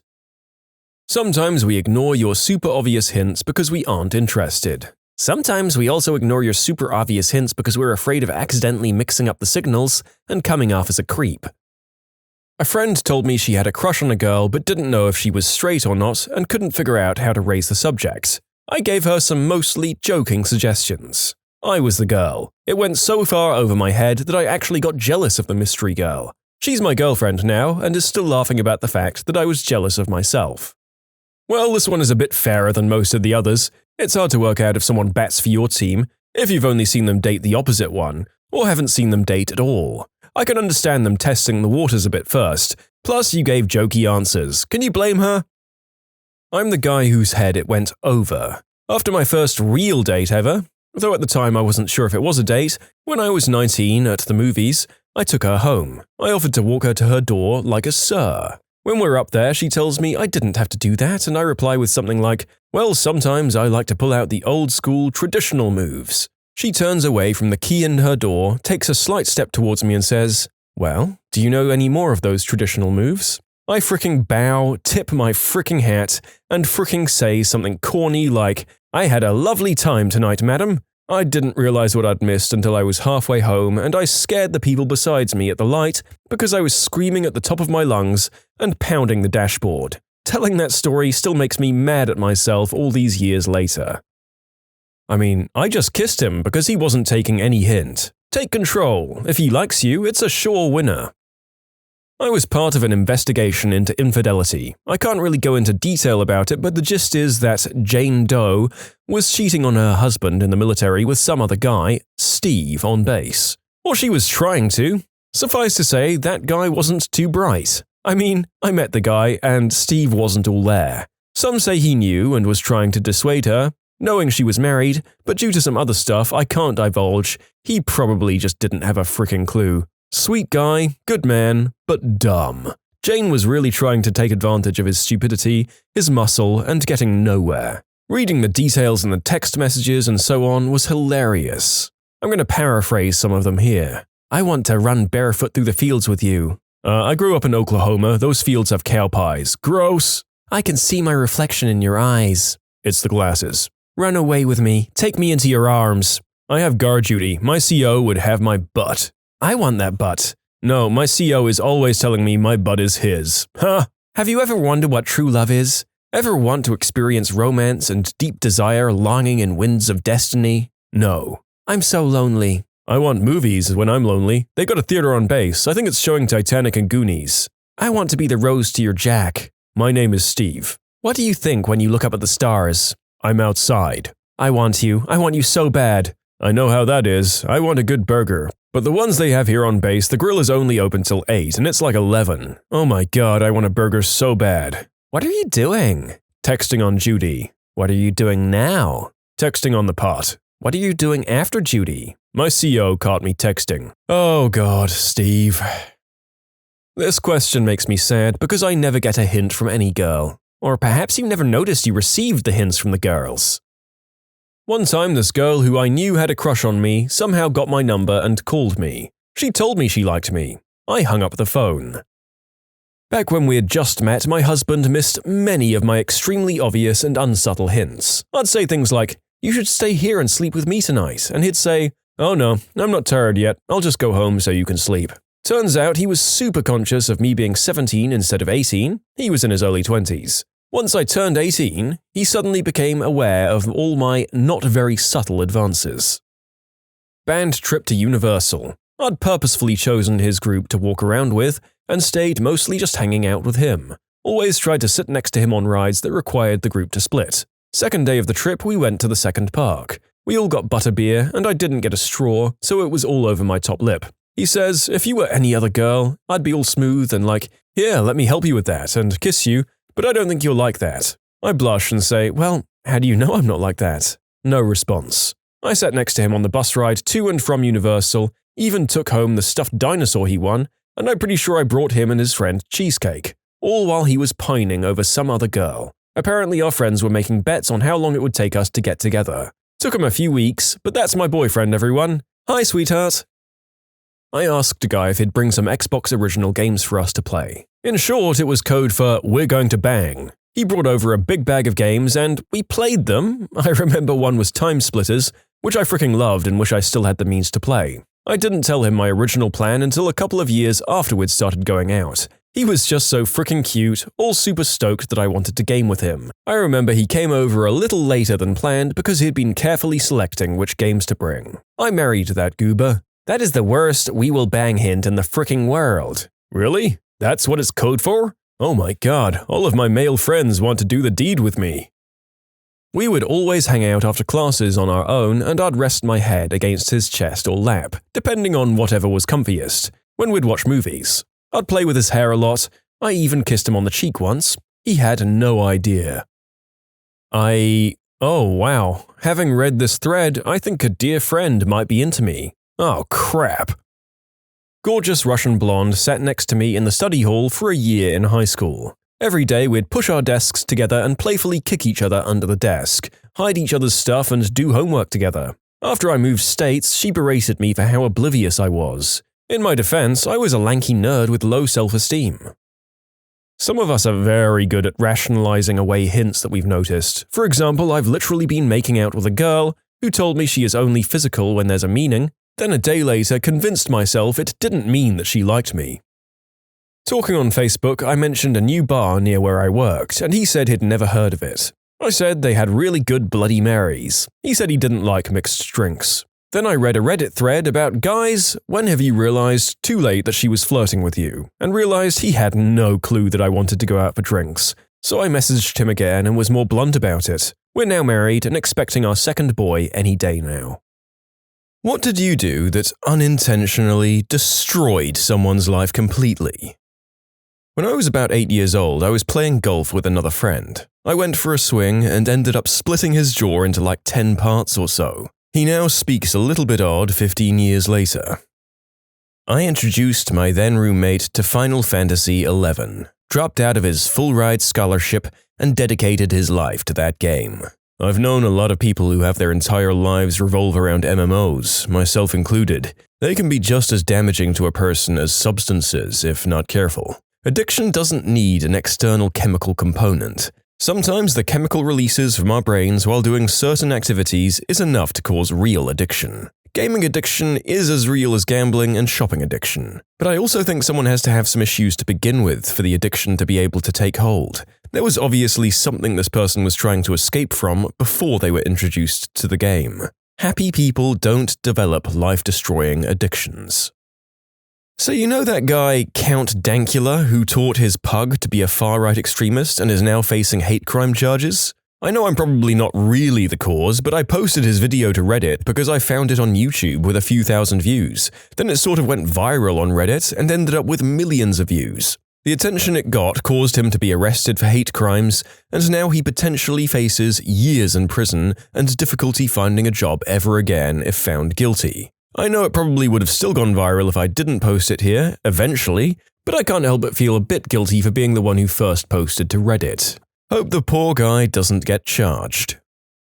A new guy at my old job, Bill, was bragging about his hot new girlfriend, Cassie. At our college party before we went on leave for 2 weeks, I saw him with a very pretty blonde just kinda standing around. Since he was new, I decided to help break the ice, show them around and meet some people. I walk over, introduce myself, say hi to Bill and then say, "And you must be his girlfriend, Cassie. He's told us some great things about you." He goes as white as a ghost. "No, I'm his wife, Rachel." I didn't know what to do, so I made an excuse that I must have mixed them up with another couple, and made my escape. They got divorced a couple of months later. You know what? I'm gonna go out on a limb and say that Bill absolutely had that one coming. He really set himself up for marital self-destruction in multiple stages, and we only have to feel bad for Rachel for not getting out sooner.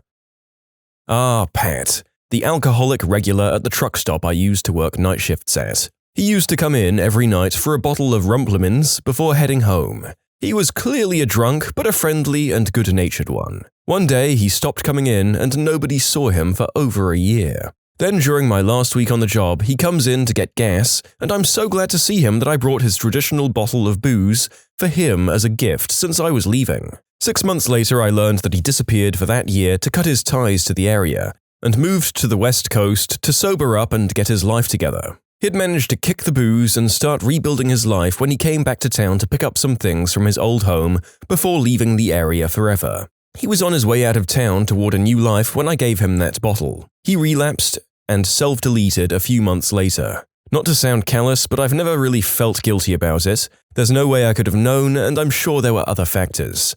I do feel sadness, though, that the world lost a good-hearted man who was struggling with his own demons. I am an alcoholic. Most likely he'd already relapsed in his brain. Most people don't relapse when they're sober and are handed a bottle of alcohol. He'd probably been struggling for weeks or days, or had been planning on moving so he could drink without people knowing. Even if you didn't give him a bottle, he probably would have just bought his own eventually. Alcoholism is a pretty crappy disease. My parents.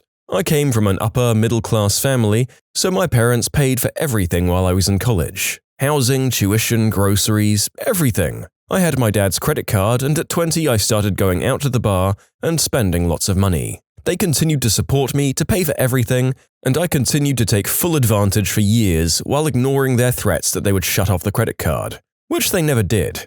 Then my dad sent me a heartbreaking email one day that said I'd spent all of his retirement money and they were struggling to pay the mortgage. It absolutely broke my heart and I cry just thinking about it. It ruined my relationship with my parents. It's been a few years and I'm making quite a bit of money now.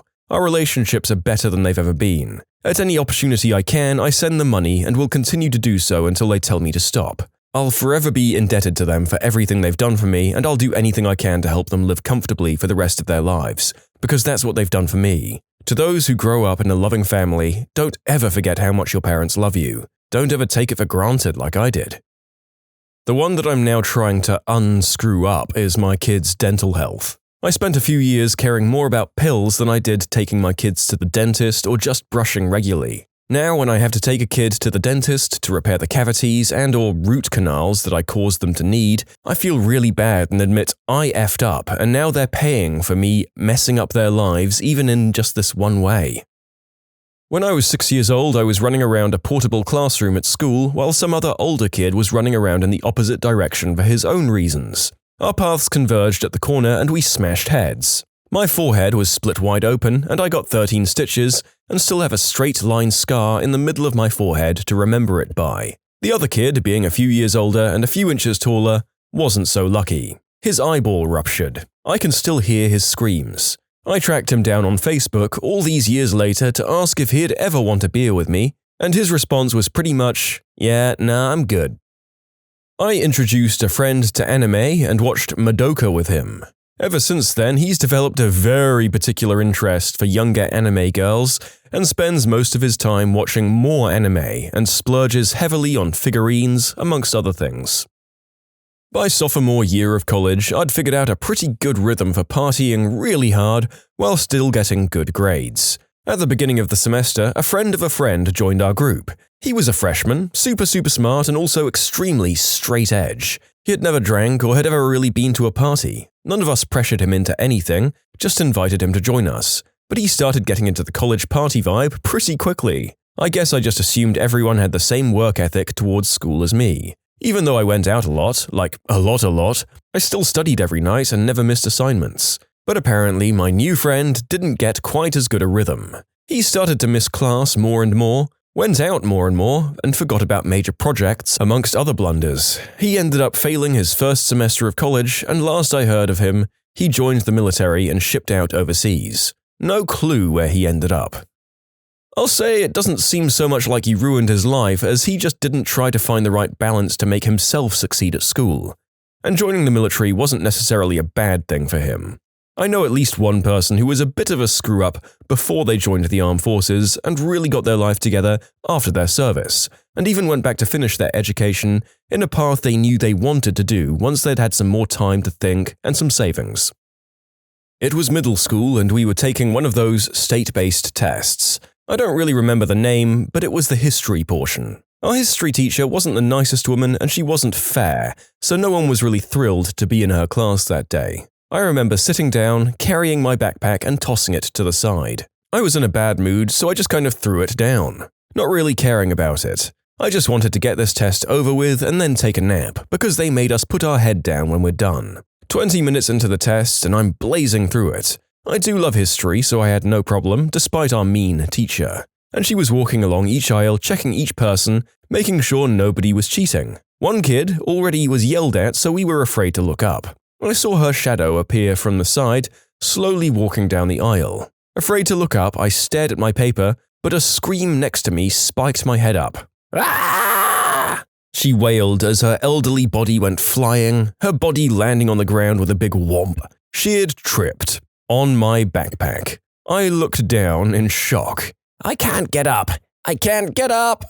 She wailed on the ground. I was frozen in fear when a teacher's aide ran to her aide. Go get the principal. Everyone out of class. She yelled. We were all rushed into the hall. More teachers arrived and then the principal.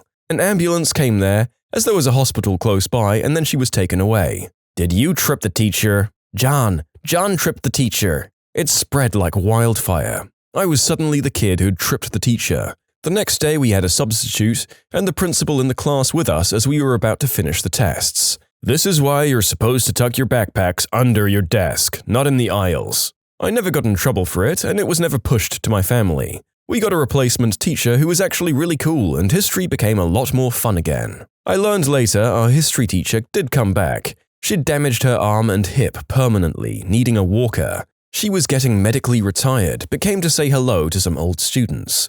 I never saw her, but one of my best friends did. The teacher commented on, "It's important to forgive, especially those who've wronged you." And she stared directly at my best friend at this time, knowing she and I were close. The history teacher left the school that day, never to be seen again. In short, historical progress goes whomp. So a lot of arguments are seeming to pop up, so I want to say this. This was about how I unintentionally messed up someone's life, not how they messed themselves up next to me. I left the backpack there and she got hurt. She didn't deserve what happened to her, even as much as I didn't like her. In my mind, it's still both funny and horrifying to me, even after almost 2 decades. So don't be that kid. Tuck away your bag. You can submit your own stories to be featured here on the channel. The story submission link is in the description below. And if you want to listen to some vibey music in the background, check out easymode, also linked below, and subscribe. Introduced my classmate to League of Legends last year. Since then, he stopped showing up to school for weeks at a time and then he dropped out. And now he has no plans to do anything but play League all day, every day. My best mates when we were 14 and 15. He was a typical rich kid whose parents paid for whatever he wanted. He was pretty spoiled, but he also understood that you have to work to get things. His dad taught him well. Well anyway, I got some green herb off of another guy in school and gave him his first session, and after that we were smoking all the time. He moved back up north not long after and hit the hard stuff, and is now smoking a lot of crystal. I know it's not completely my fault, but I can't help but think if I hadn't given him that session, he would never have got into the heavier substances. According to my ex-wife, I single-handedly ruined her life. Seems to me that if you have a lesbian affair and then empty the bank account before filing for divorce, and my lawyer gets the courts to make you pay me a lot of money, you may have some responsibility in your own demise. Back in the day, I had an extra beta key for City of Heroes, an MMO, which I gave to a friend. He met some girl in the game and they hit it off. Problem was, she was extremely needy and slightly crazy. Told him he doesn't need friends since he's got her. And besides, we're all bad influences anyway. So they broke contact and moved to a new city. More than 15 years of friendship gone. If I'd never given him the beta key, he would never have met her. Probably. There's a lot of people in this group of stories feeling terrible for something that's only really partially on them, where someone else ultimately made the fatal decision. There was as much of a chance of him meeting this person as there were chances of meeting an equally terrible person in any other social forum, real life or online. It was just a freak chance that he met them in the thing you gave him. Your friend and this woman did all the destroying themselves. I can't blame myself too much, but this is all pretty recent, so I feel a little responsible. My best friend growing up used to have his grandpa take us home every day together. In high school, my best friend growing up dated this girl. They dated roughly 2 to 3 weeks and then ended it, so it wasn't very serious at all. Over a year later, I somehow ended up getting close to her and asked my friend if it was okay because of their previous relationship.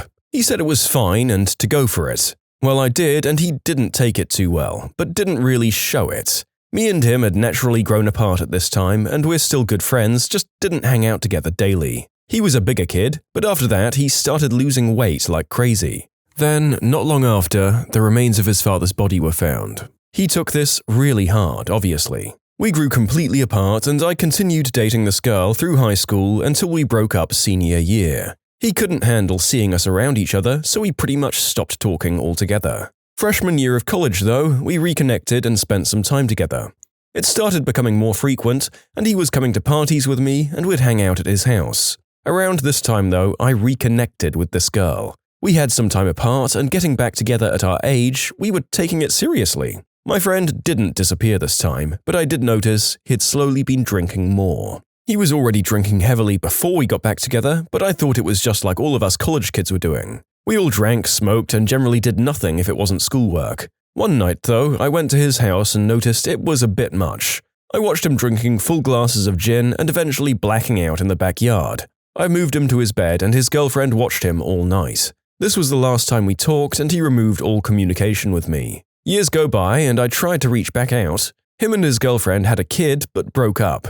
He had blocked me on Facebook and if I tried to text or call, he just wouldn't answer. Time just kept going and I always thought about him. 3 weeks ago, I got a call that he'd pulled out a piece and self-deleted in his driveway. You can't help but wonder what you could have done or how much you contributed. I wish I'd reached out. I don't think just the girl coming between us was the sole reason at all, but he had said to his ex that he'd thought about self-deleting before. He said he couldn't do anything right and he didn't have anyone to turn to. His life didn't go how it should have at all. He was top of our class and had such potential, but decided to go to a smaller school at home. He failed out and stopped going while the rest of us moved on with our lives. I wish I would have tried more.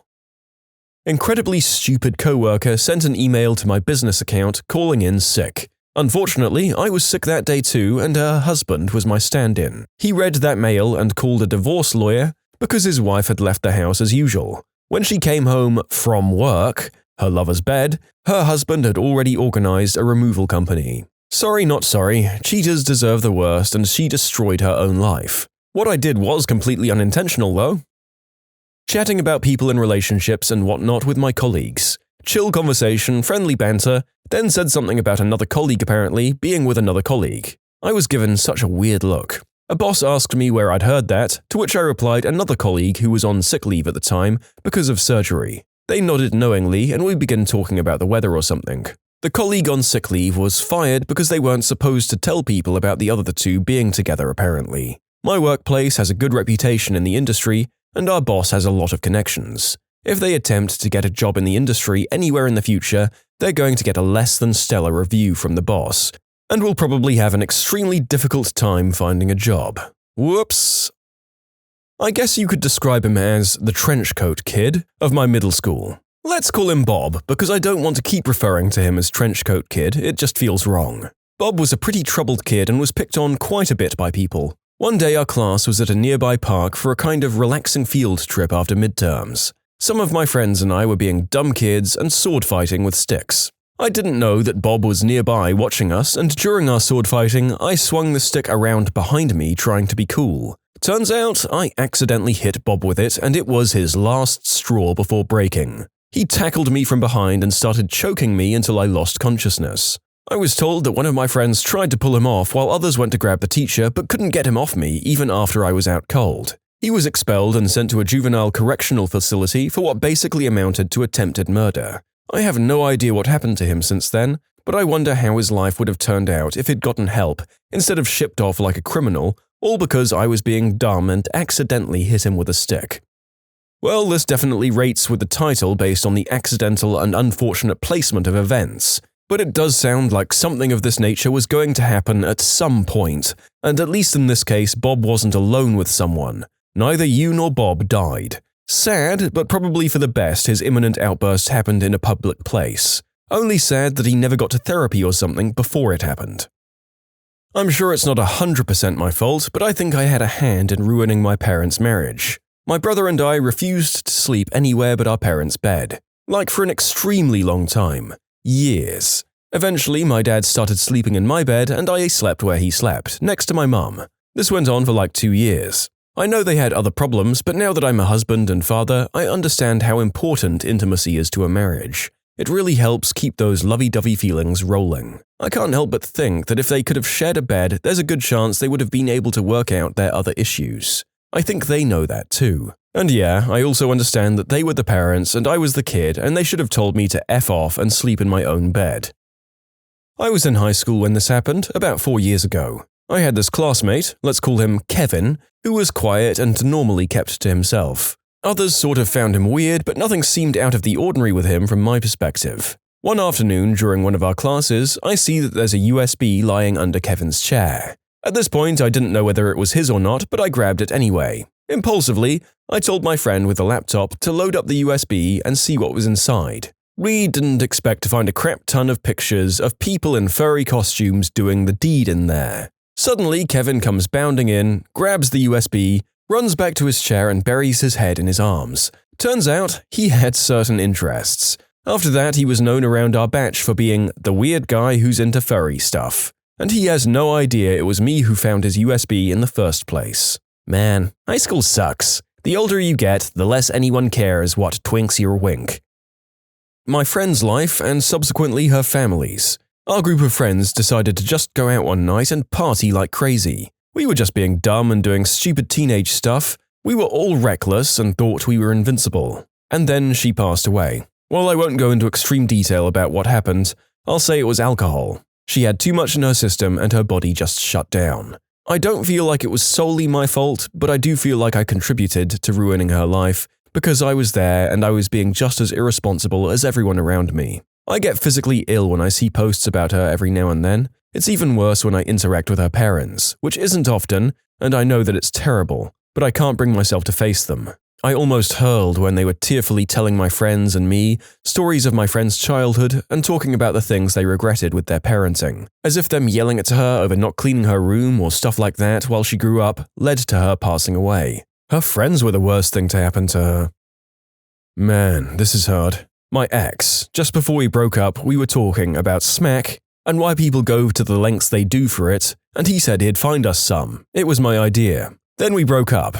After a while, he called me and said he'd found some. Would I like to come over? I declined because I quit and was only a few months clean from substances at that point. He ended up using it and is now a full-blown addict. This makes me incredibly sad. I've turned my life around, and he wouldn't have brought the stuff if I'd kept my mouth shut. I heard from a mutual friend a while back. She said he lost all of his teeth and his hair is falling out. He was such a great guy, but that stuff ruined him.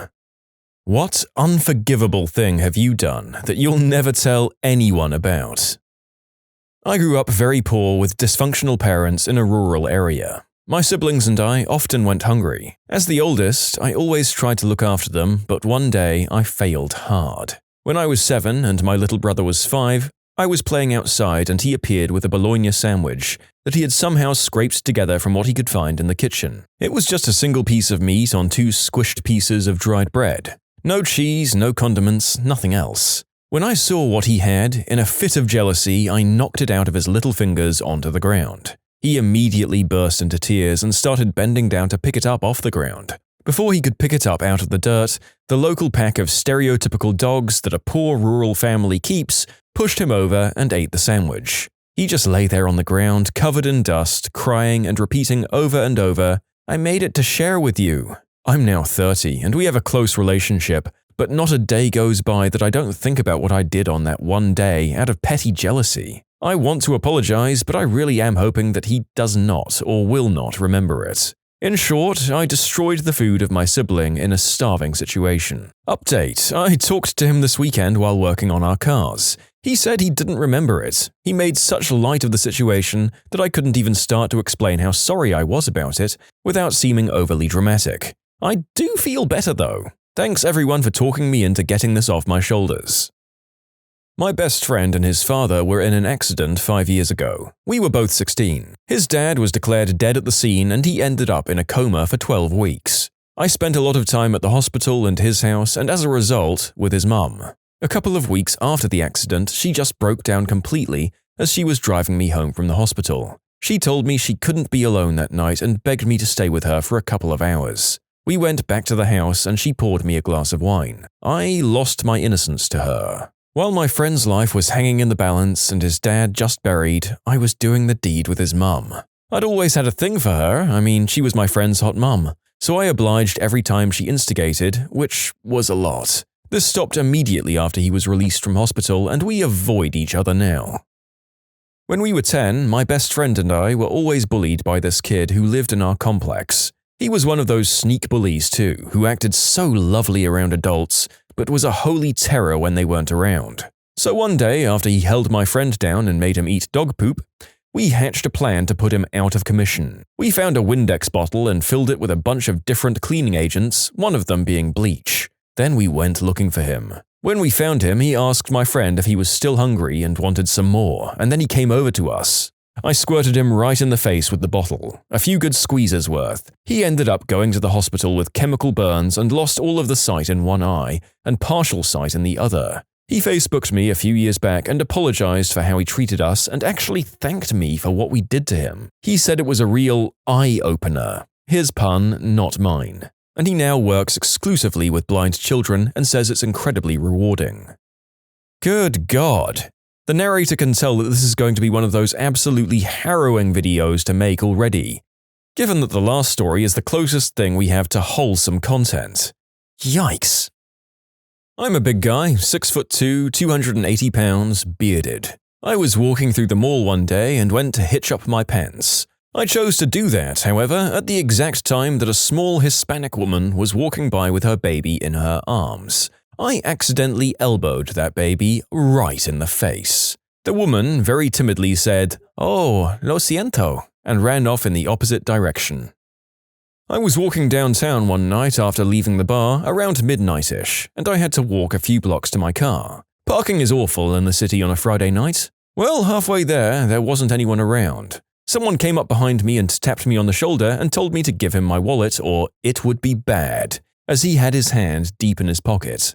I don't really know if he had a piece on him, but all I could think about was getting stabbed or shot, which I really didn't want to go through. So I preempted him, reached for my wallet, and grabbed my knife, put my hand in his face and stabbed him in the stomach 3 times and ran as hard as I could for probably a mile. Never told anyone, never called the cops, as it seemed like that would put me in a worse spot. No idea what happened to him. In short, probably shanked a guy to death.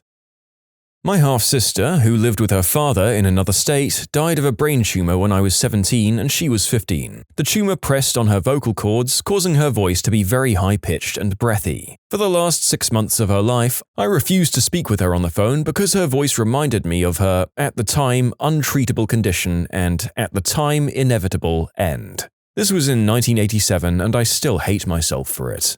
In short, blew off my dying sister who I loved very much because I was too scared to speak to her.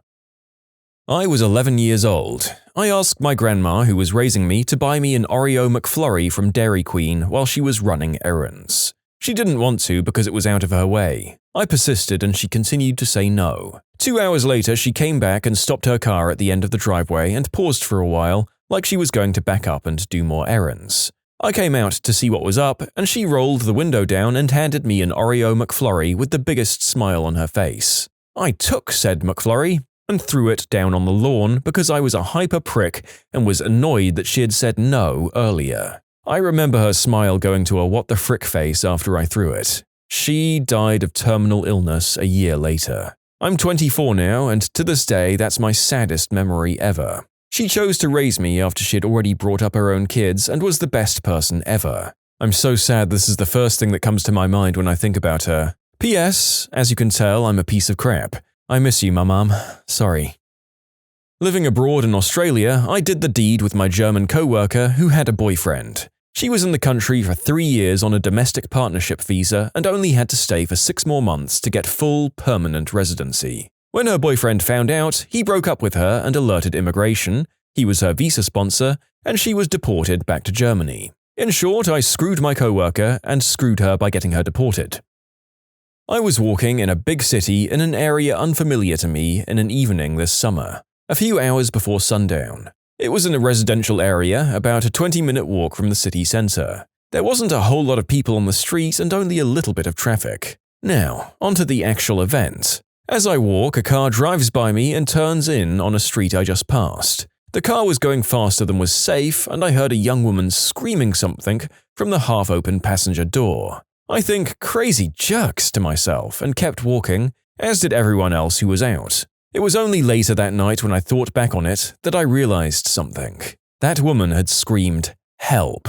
I was mortified. The fact that neither I nor anyone else on the street did a single thing to help her made me feel ill. As far as I know, no one checked up on the situation. No one called the cops, no one did anything. The worst thing is I have no idea what happened to the girl. She could have been a victim of a kidnapping for all I know. Frick. I was climbing a tree with my friend when we were in first grade. I was the better tree climber as he was sort of an inside all the time kind of kid. For some reason, I thought it would be awesome to pee from the top of the tree. While peeing, I thought it would be awesome to pee on him. So I did. At laser tag, I accidentally knocked down a little girl when we collided while rounding a corner. Instead of helping her up, I shot her for the points and ran away. I mean, I think up until the age of 25, I would have been right there with you. Little kids are bouncy, they were probably fine. I mean, yeah, you were terrible, and yeah, I'm laughing. This is something right off a script page of Always Sunny in Philadelphia. You can submit your own stories to be featured here on the channel. The story submission link is in the description below. And if you want to listen to some vibey music in the background, check out easymode, also linked below, and subscribe. Just a few months ago, I went on a road trip with the wife and kids. On the way back, my son made us take an emergency potty break. When I got out to get him out of the car, I found a wallet on the ground. I picked it up, got in the car, and opened it up.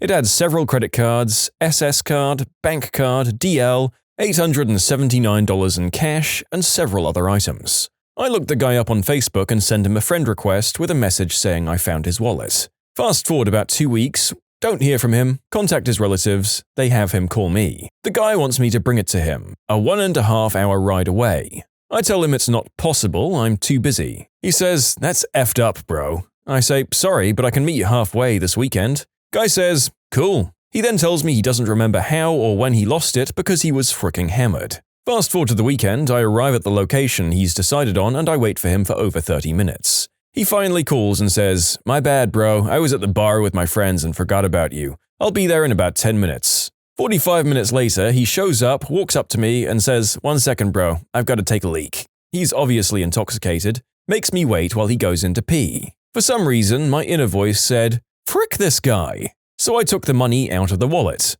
Just seconds later, he walks up and I hand him his wallet. He says, "Thanks," snatches it from my hand and leaves. I don't feel bad at all about this. Not one bit. In short, found a guy's wallet, he was a jerk, I took his $879. I feel good about it. Who the frick carries around almost $1 grand in cash? And then doesn't even check to see if it's still there? I wouldn't kill the person I loved. She was a day from the end of her life. A virus had eaten her liver, and she went yellow. Her liver couldn't filter out water anymore, so her lower half was swelling up.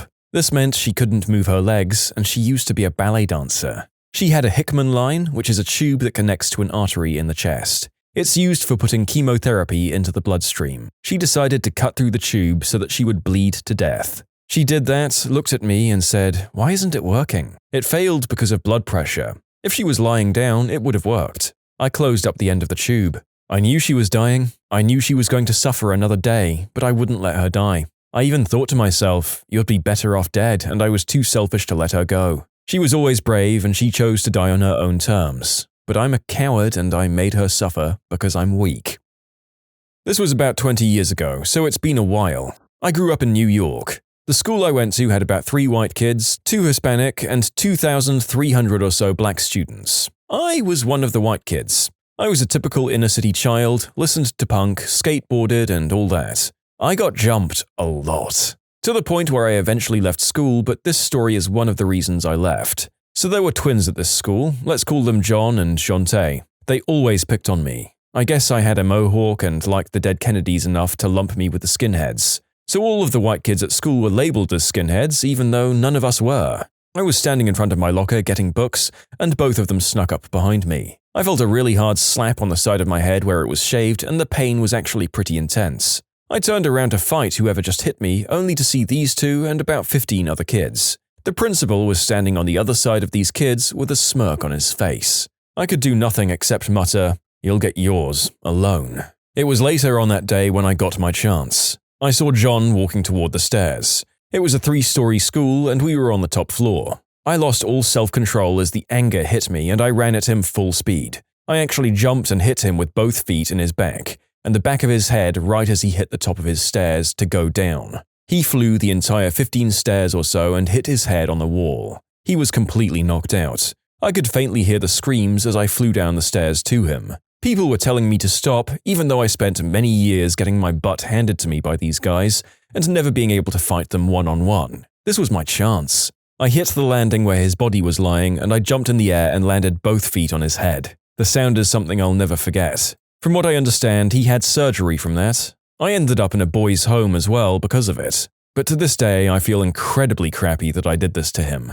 It just goes to show what can happen if you spend so long taking crap from people and not having adults who are willing to intervene. Before you say I'm absolutely terrible for this happened 2 years earlier. I'd been skating home with some friends, we were on the road, and who walks out of a store but the twins? They see me and my friends, and the first thing John, the one I drop-kicked, does is throw a full Snapple bottle at me. It hit me right in the nose and shattered the bridge of it. They actually ran while my friends scrambled to chase them down and see if I was alright at the same time. My childhood was a mess.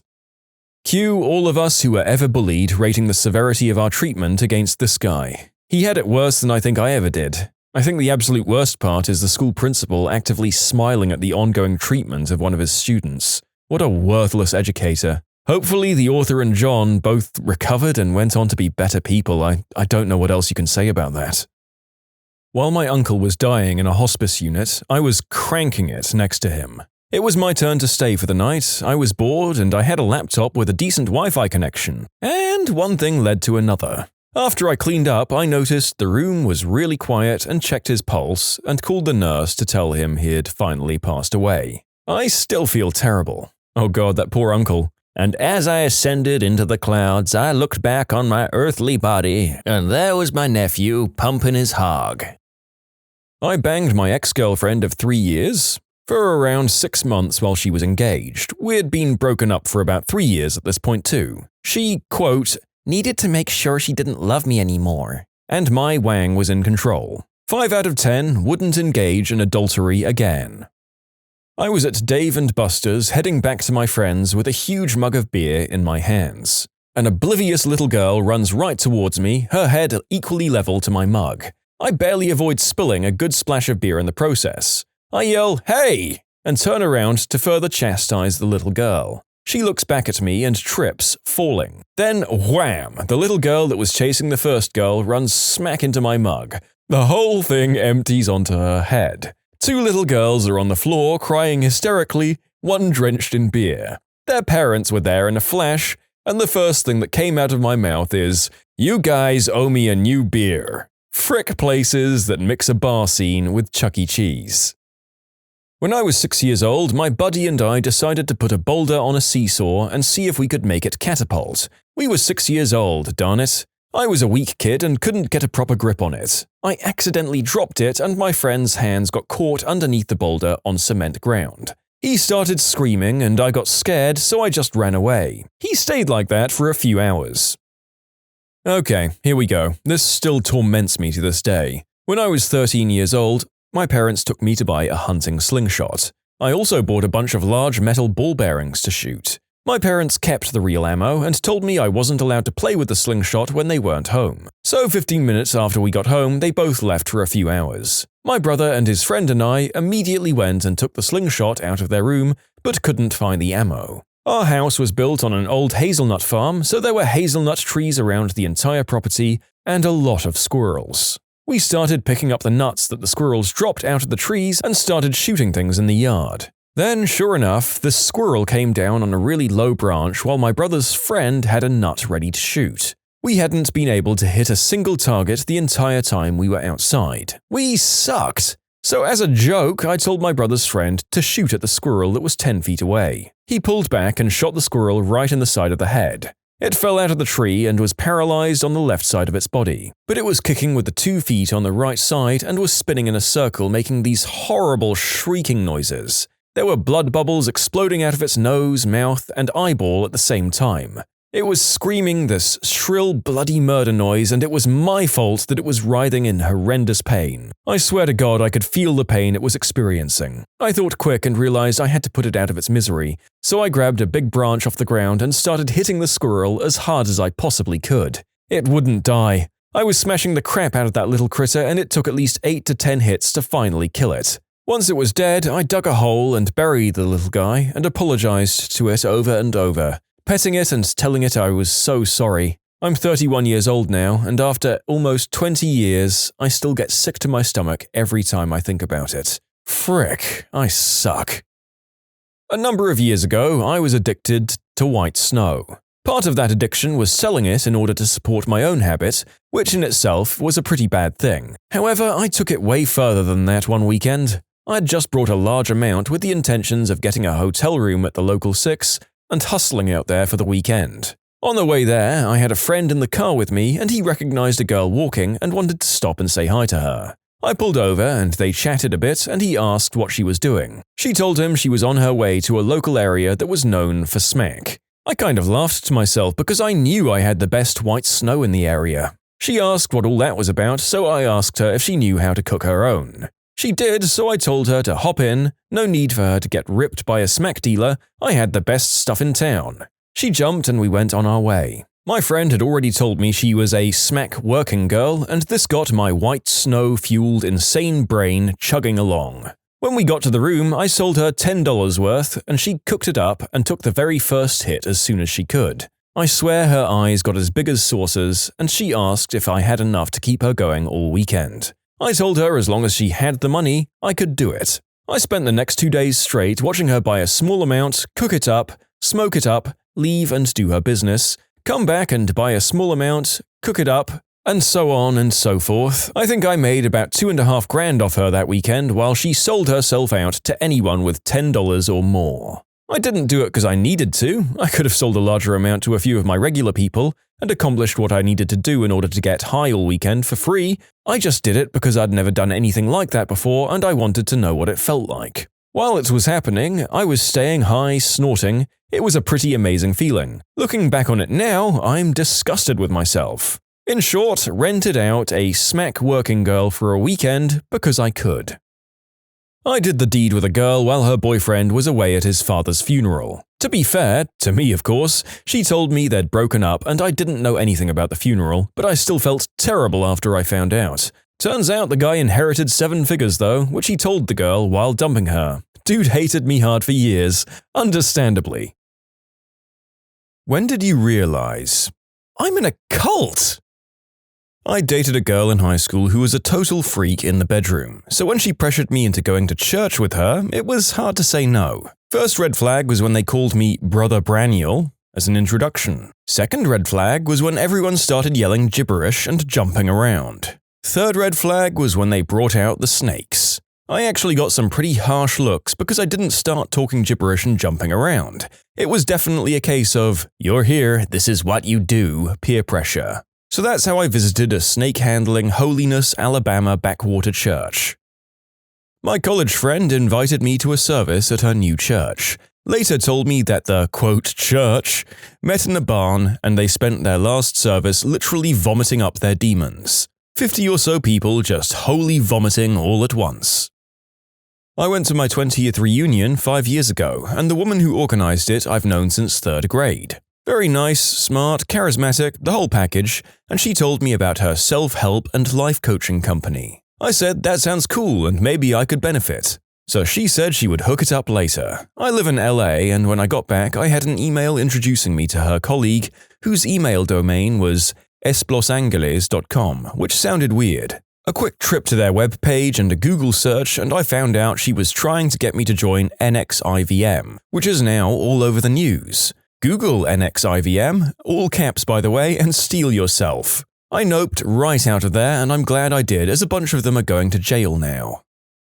The therapeutic boarding school Elan. The first night I got there, everyone told me how I'd get used to everything. And I did. I fell into their trap. I didn't realize how messed up it was until the school got shut down by the FBI and the owner got charged with child endangerment and inappropriate behavior with a student. I got invited to a business meeting for a life insurance company. My wife was looking for business connections and trying to get referrals to her company, so we went along. It was a multi-level marketing life insurance company. It was such a creepy, culty place. Everyone with fake serial killer smiles, constantly talking about how much money they're making. The worst part was the other guests around us were nodding their heads in agreement, taking in the bullcrap hook, line, and sinker. My wife and I just looked at each other, left, and stopped answering that guy's phone calls. We had actually signed up for some insurance through them when we thought it was a normal company. We immediately cancelled and signed up with a real big-name insurance company.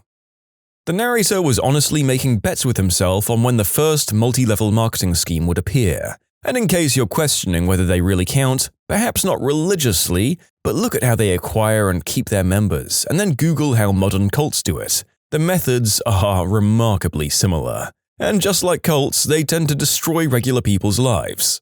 Actually, there was a great discussion about such organizations shortly after. Here it is. My now ex-boyfriend said he signed up for a professional and personal development course. I realized it was a cult when he came back with no personality and a whole new set of esoteric jargon. And any questions I had about it were rebuffed. What, you think it's a cult or something? I mean, you know Apple is considered a cult too, right? I find it interesting that most newer cults aren't really religious. The old doomsday, God's gonna getcha things are a lot rarer. Now it's just a bunch of self-help crap that doesn't even pretend to be about anything other than success. I can't tell if this is worse or better. Which makes lots of money. I think cults today are more about making lots of money off desperate people than they are about gods or the alien spaceship coming. My school's National Honor Society induction involved all of the inductees crowding in a dark room and chanting the National Honor Society pledge while holding candles. I was at a cafe one time and a guy was giving a multi-level marketing pitch to this girl who was buying it hook, line, and sinker. I listened to his pitch for about 1.5 hours. I was working on a paper and he was talking so loudly, and it took that long to figure out what they were selling. It was insurance. He'd already talked about how uplines work, the money structure, promise of making 6 figures a year, and he hadn't even mentioned exactly what they were selling. I work for an insurance company, and I was waiting for a moment for him to get up to go to the bathroom or something, so I could warn her that this was an MLM cult and no reputable insurance company runs this way. But after 3 hours, I got tired of waiting and left.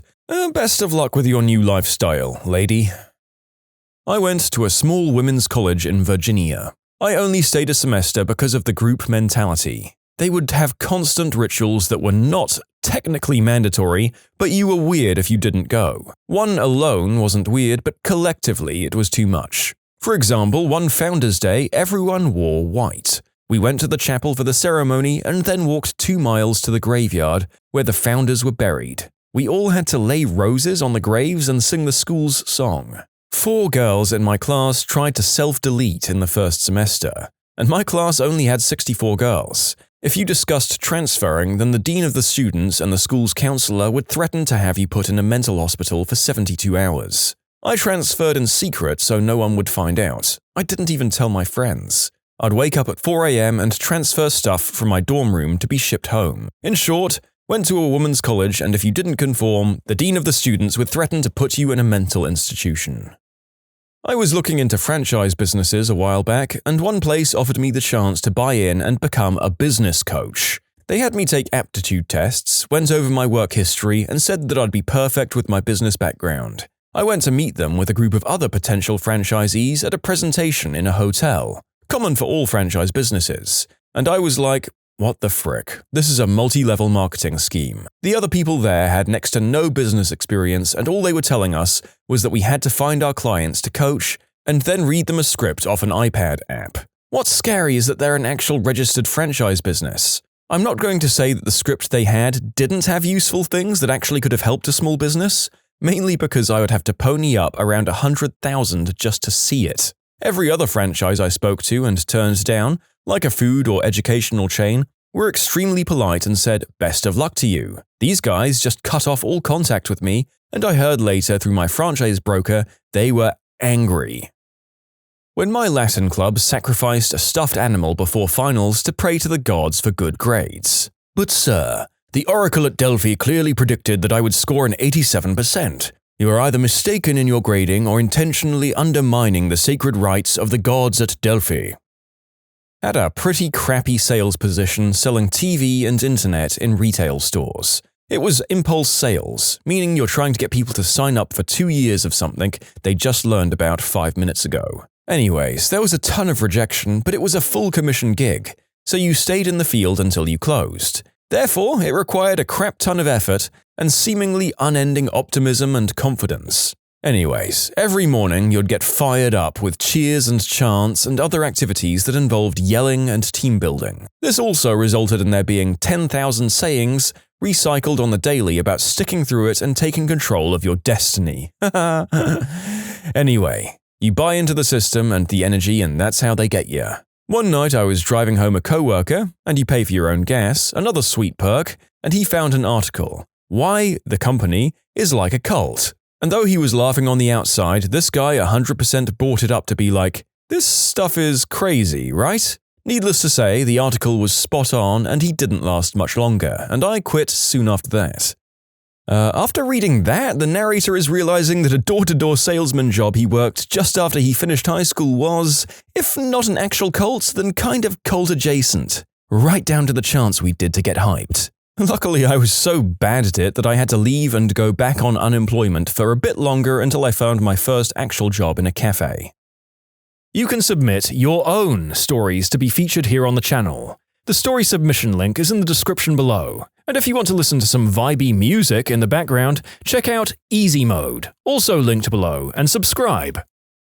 When I was in middle school, a Jehovah's Witness family showed up and enrolled their kids in public school. One of them, a fairly attractive boy, started flirting with me. I'd always been that weird girl in school, so I obviously fell for him.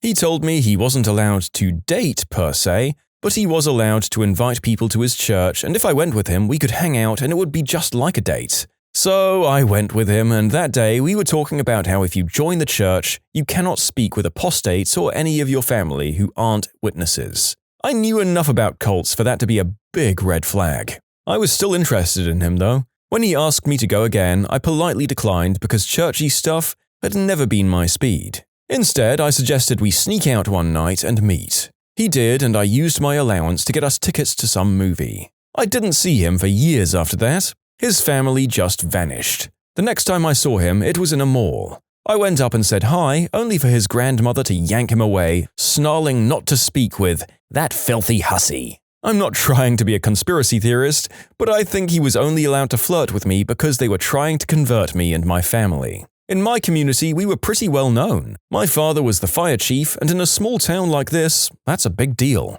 I still wonder what happened to that guy though. I once went to my friend's Scentsy party. It was so uncomfortable. I hate scented candles and all that crap. I get headaches from a lot of fragrances and I have a terrible sense of smell, so I'm really not the target market for Scentsy. Every woman at the party would ooh and ah at each scent. I was pretty indifferent to all of them and I really didn't want to spend $50 on a candle. But there was so much pressure that I just brought a wax warmer and got the heck out. Never again. I realized I was in a cult after I entered the Oculus Quest subreddit.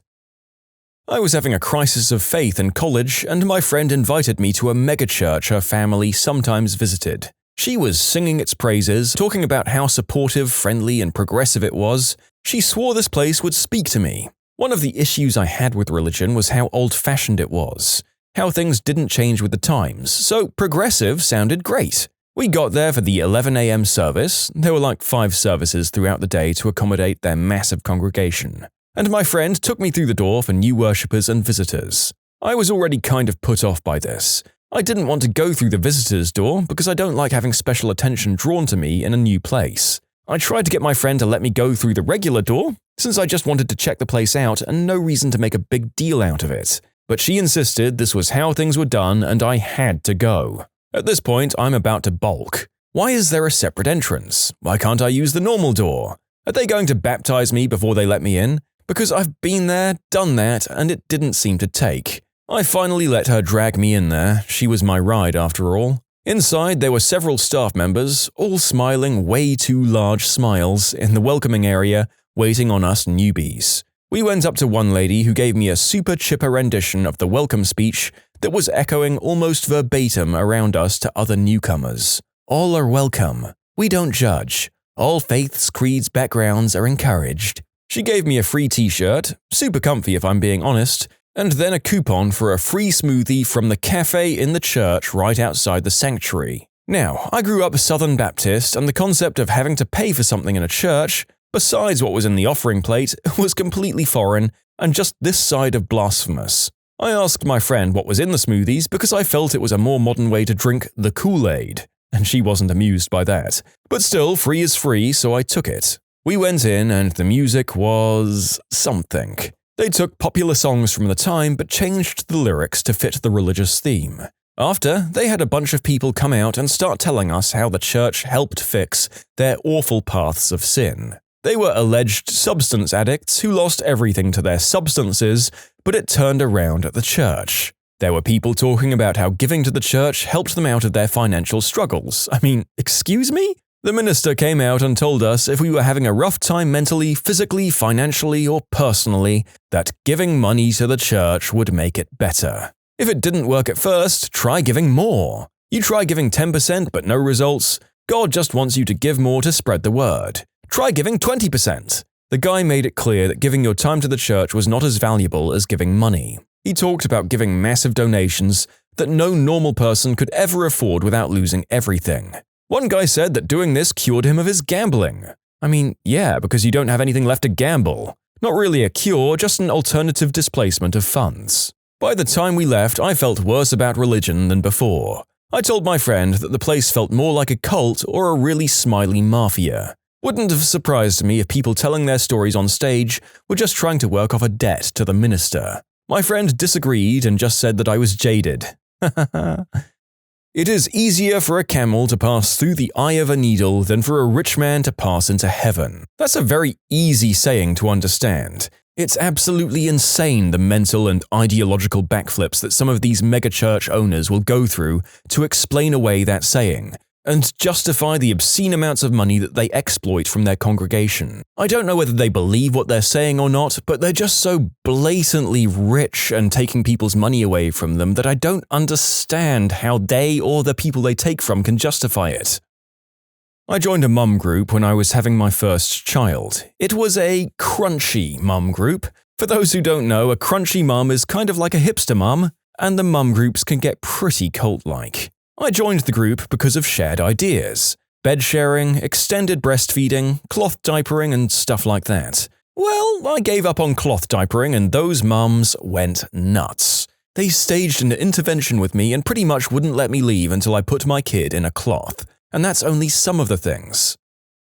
My parents were part of AmITheA. It's a pyramid scheme, of course, but it's also extremely religious. I'd even classify it as its own denomination of Christianity. They used to have to do meetings, in which they tried to rope friends and family and total strangers they met at work into doing AmITheA too, which began and ended with a prayer even if the people weren't religious or Christian. They'd literally pray for money and wealth. AmITheA worked like a private country within America. It even had its own movies, music, and celebrities. You don't see all of that from the outside. It's not until you're deep into it that you realize how hard they pound this stuff into people. It's a miracle my parents decided to give it up.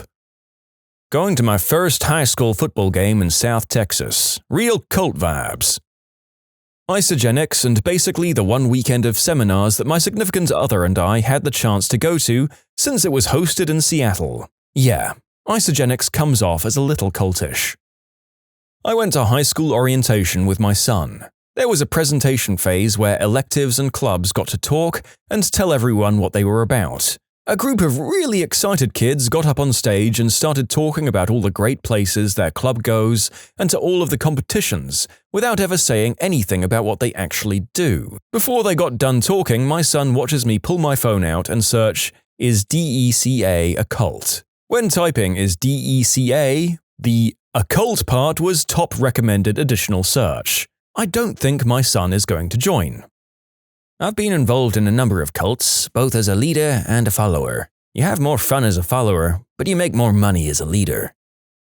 I was part of a Second Life roleplay sim years ago that was really dark and toxic even though people swore it wasn't, and people kept going back even though they'd leave even more battered than they already were. Everyone was convinced that it had been a wonderful place and that if they just tried a little bit harder, they could make it great again. No one ever succeeded, of course, and after going back and leaving a few times myself, I finally left for good. But something always bothered me that I could never explain. Why did everyone there feel like the city was theirs? Like they somehow owned a stake in the city, like somehow the city had become a part of their very soul, even though it was just a stupid RP sim. Years later, I was researching abuse psychology and found a list of cult traits. I was able to check off just about every single box. Gosh darn place was run like a cult. Turns out most Second Life roleplay sims are. Screw that stuff. When the people who I thought were my friends turned on me, resorting to threats of violence and the unspeakable act and even death because I disagreed with them. The Penn State scandal with Jerry Sandusky. Screw your little kids, we want another national championship, please. Plus the overinflated egos of most Penn Staters. We get it, you go to Penn State and crap on everyone else with no real reason to do so. I've got some friends that go there that aren't like this, but gosh darn, your IQ isn't that much higher than mine, if it is at all. Penn State isn't MIT on an academic scale, nor is it Alabama on a football scale. That place is a cult. Oh boy, I'll try and keep this brief. So I applied to this sales job. Got asked in for an interview the next day. I go there, and it's cool, but it seems like they're just telling me how great their business is rather than actually interviewing me. Second group interview arranged. I meet a cute girl. Vibes. The team leader interviewing us buys us coffee and generally seems way too bubbly. Suspicion kicks in. I get told we start Monday. Over the weekend, I matched the cute girl on Tinder. This is kind of a side story, but we started dating over the next few weeks. I got into work on Monday. Morning meeting is basically a fricking circle where the boss man's right-hand man preaches about motivation or ambitions or some crap and waves about how dope Elon Musk's life or Bill Gates or something are, and they all did it by being self-employed. There's like a routine that all the others have learned where they chant certain things whenever the front guy says anything in specific. We roleplay training pitches before going out, loud, bumpy music to enforce the good vibes. I already know I'm being played, but I really need the money at the time, so I just roll with it and half-heartedly go into the whole, yep, I'm gonna have this jerky, over-enthusiastic energy if it helps me get sales and stay here until I find something better mentality. Before I even start working, they had literally explained quite honestly how the entire business works with a trickle-down commission system, but it was pretty clear that the way it really works was the following. Someone starts here, then realizes they're earning nothing. Then hears all the stories about how successful people have been, realizes they need to take new recruits below them to scrape off their earnings, takes new recruits, then realizes they have to pander to and over-exaggerate how the person below them is going to become rich too, otherwise they'll just quit, and practically get mind-controlled and mind-control others. Hope the person below them gets more people even further below them, and the whole business is about being a deceptive sociopath and deceiving people until you've suckered them enough to train them to also be deceptive sociopaths. As far as I can tell, the management lied about how many sales people got on average to make it look like others were earning more. The business literally had a whole other business above it that was taking a cut of their earnings, and several businesses under it when team leaders' teams got too big. If you're interested in it, you can read about the kind of business at the Devil Corp WordPress. The manager that I worked for is literally pictured on that site with devil horns. I found that site about 2 weeks after I started, and it basically confirmed everything I already knew. It's practically a business and cult that makes its money by what is basically psychology engineering. I told the girl I was dating, who started at the same time as me, everything I knew, and she thought I was a conspiracy nutjob, called me delusional and several other harsh things, and sold me out to the boss. I got called into the office and the manager showed me the texts I sent her. Last I heard, from one good lad who somewhat believed what I had to say, everyone had been talking crap about me behind my back because that's exactly what they want. They want any defectors to become a laughingstock. It's been about a year, but in the UK, these businesses are spreading like wildfire because they're literally designed to just expand and reincorporate into new child companies in different locations. I see people cold approaching other people on the street or at the edge of stores with badges. I normally try to talk to them, confirm what company they're with and who they're affiliated with, and they normally lead back to the same few businesses. I tell them to check out the link I just mentioned and hope that they aren't too brainwashed and that they look into what they're doing. It needs media exposure because really I see more of these people and more of these job postings on boards every month. What was the craziest thing you saw someone do with a company credit card?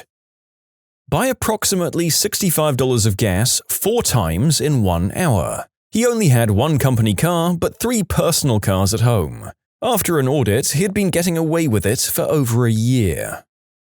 Had a friend who managed to spend $20,000 on her corporate card over the course of about a year and a half. Apparently, she felt like she wasn't being compensated or treated well at her job, even though she actually was, and would go out and buy things on the card. Dinner, gas, books, makeup, and clothes, among other things. After the fact, she told me that in the beginning she'd been careful to buy things only at places she knew her boss and his partner would shop at, because they were the only other 2 people who had cards on the account. Then later she tossed all reason aside and would basically hijack the credit card bill every month and cut it up and reprint it without her purchases on there, like her boss or his accountant would never notice the discrepancy in dollar amounts. One day her boss called her into his office and she thought she was going to get a raise. Nope. Credit card statements all over the place. The ultimatum was, pay the money back within the week or be charged. She had to beg a relative for the money. The dumbest part was, even after all of that, she still didn't think she was the bad person in the situation. We stopped being friends shortly after that. A co-worker was dating someone that also worked for the company. He used his company card to buy an addition to the girlfriend's house. Something like a $20,000 addition. The accountants caught it and started digging around to figure out why we had bought so much wood, drywall, and other building materials. Finally, someone got the idea to start driving around and looking at the employees' homes, and found the huge addition on the girlfriend's house. They were both fired for theft. The best part was it wasn't even her house, it was a rental. Once she lost her job, she couldn't afford the rent anymore and got evicted. I'm sure that the landlord was laughing his butt off at the whole thing and got a nice free addition to the house. Well, I guess the same kind of person who tries to add a massive section to a rental would be the same kind of person to spend $20,000 on renovations on a company credit card. I've never had one of those, just things like per diem with my jobs, but to be honest, it sounds like way more trouble than it's worth. No thanks. I was bartending one night. It was a Thursday, so karaoke was going on.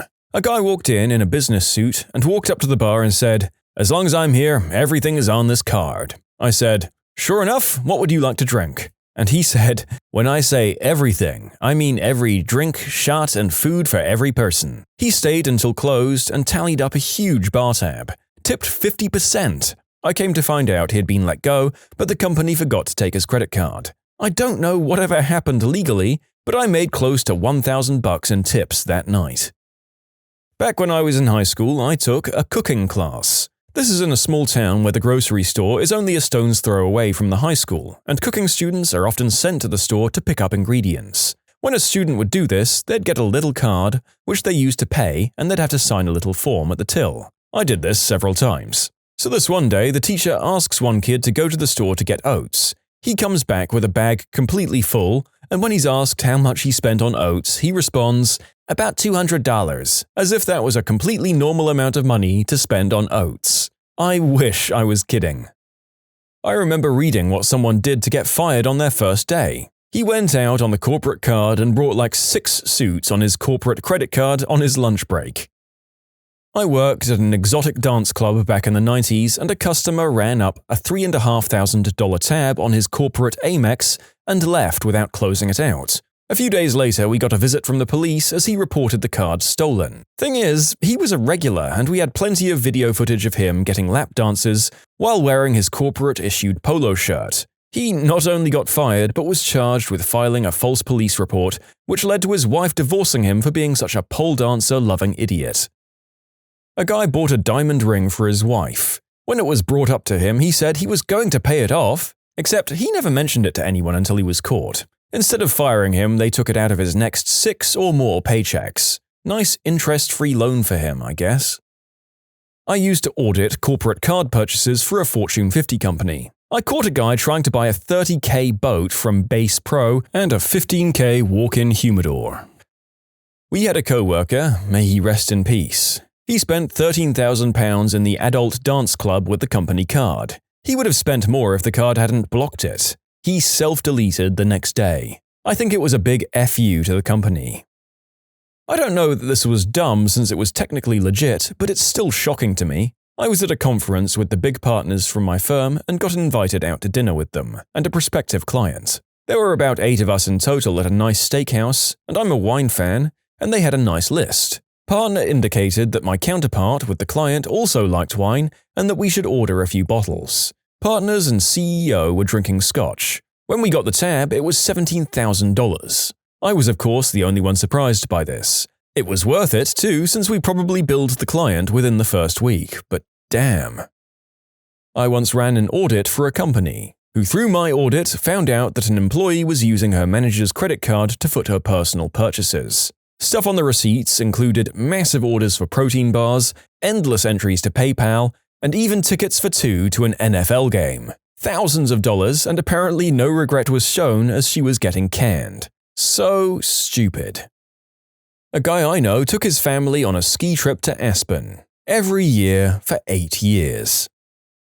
A few years back, it came to light that my mother, the head accountant at a mid-sized company, had been using company cards and creative accounting for nearly a decade to the tune of at least $100K. They stopped investigating when they hit that number because it was enough to pass the threshold for the maximum felony penalty, which is 25 years. We became aware of her crimes when she went missing and ended up attempting self-deletion the night before her arraignment. Her attempt was unsuccessful, but she finally went through with it a little more than a year later, on the night before she was set to begin serving her sentence. The whole thing has upended my life. At my company, we once ran an audit, probably coming from the board. It turns out our CISO was charging over $30,000 a month on her card by breaking pretty much every corporate expense policy there was. All flights were first class, hired personal drivers everywhere she went instead of taking a taxi, $200 or more dinners at high-end restaurants almost every night, suites at the nicest hotels and resorts in the area, and $300 or more on spa visits at any hotel that had one, among other things. She was promptly asked to step down. Also had a senior manager who knew he was getting fired, and he went out and bought all of his employees everything that he could, just barely within the policy, so the company would have trouble coming after him for the money. New laptops, additional monitors, company cell phones, briefcase bags, and approved any and all training they wanted to take, even if it required unnecessary travel. I think he racked up almost $40K in his last week with the company. I had an employee buy a used car with his. I had another employee pay a court-ordered penalty with it, and had one more draw down cash to buy substances with it. Alcohol, working girls, 20 years in people management, I've seen it all. My first day on the job, a Starbucks employee charged my corporate Amex card $4.5 for a latte instead of $4.50. Oh well, Starbucks is famously overpriced, but yes, on second thought, that does look a tad pricey even for them. Coupled with a 15% tip, I hope you had fun explaining it to your boss. Rest in peace, expensive coffee consumer. You can submit your own stories to be featured here on the channel. The story submission link is in the description below. And if you want to listen to some vibey music in the background, check out easymode, also linked below, and subscribe. Guy was overseas on a business trip in Eastern Europe and in an establishment he shouldn't have been in. Decided to buy a round of drinks, figuring no one would know from the name of the place what it was. Unfortunately, later he was enjoying the pleasures of a lady that worked in the establishment and having run out of cash, forgotten he had used his work card to buy the drinks when agreeing to specific services being offered by the employee, and was then surprised to be questioned by the FD a month later on why a restaurant he brought drinks in was also charging him a €50 supplement for doing it in the butt.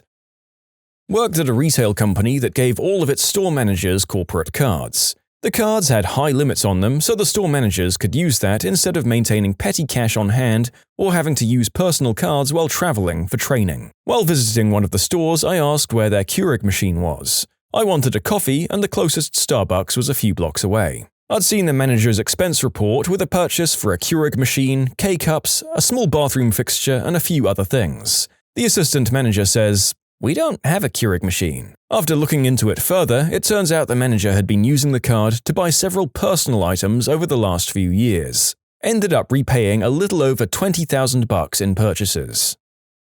When working away, while not officially authorized but never queried, it was generally accepted the manager there would take the workers out for a couple of drinks at the end of whatever we were doing. Not a crazy night out or anything, but a round or two at the nearest bar to where we were staying. The manager had been out most of the day with another boss drinking when we finished work late in the afternoon, and we went to the bar to have a few beers and something to eat at the hotel we were staying at. "It's okay, I'll get this one." And about 5 rounds later, we were all like, are you sure this is fine?" "Yeah, it's okay." I'm a decent drinker, but even I was off my butt at the end of the night. I woke up at around 10 a.m. to go down for food. Apparently, the majority of the booze drunk that night went on the card. We officially didn't get in trouble, but now you can only use the company card for sanctioned work events. Not quite a corporate credit card, but in the same vein. Many years ago, when I was in college, our student government had a retreat near the start of the year. The college agreed to reimburse for food, so they submitted their receipts, including their liquor store receipt. Not only will the college not pay for alcohol, drinking was forbidden at school-sponsored events. Apparently, this fact was made abundantly clear to the student government. The entire government had to resign, and new elections were held. My roommate went to a networking thing out of state paid for by the company. All the salesmen had corporate cards for taking out clients and such. The second night there, they all headed to the exotic dance club. One of the new guys charged about $500 on his card at the club. He reported it stolen after the trip, and as far as I've heard, nothing came from it. Dude tried to pass off a $350 spa package as a gift for a client. Problem is, we have no clients based near us, the closest being some 2,000 miles away. My boss wasted $127 on iTunes to download some music. A guy lived across the country and commuted at the beginning and end of every week. For the first few months, any of his flights or lodging expenses could be covered by the company per his contract. After that time expired, he was expected to have either moved here permanently or start covering his own transportation and hotels if he chose to keep commuting every week. He simply never stopped charging his company card for it. He tried to get clever with it too. He'd route his flights through other cities and pretend he was conducting business there, so they were technically supposed to be covered by the company, and would lose hotel receipts thinking it would be impossible to prove that the hotels he was staying in were local to us. After nearly a year of catching these things and having to make him write the company a personal check every month, they finally fired him.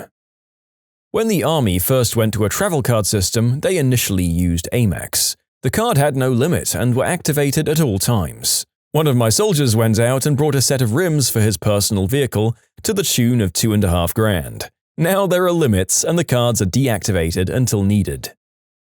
Invited their landlord out to a night on the town in lieu of rent payment, and told the company it was for a sales lead, so they charged the dinner and drinks to the company card. Basically, free rent.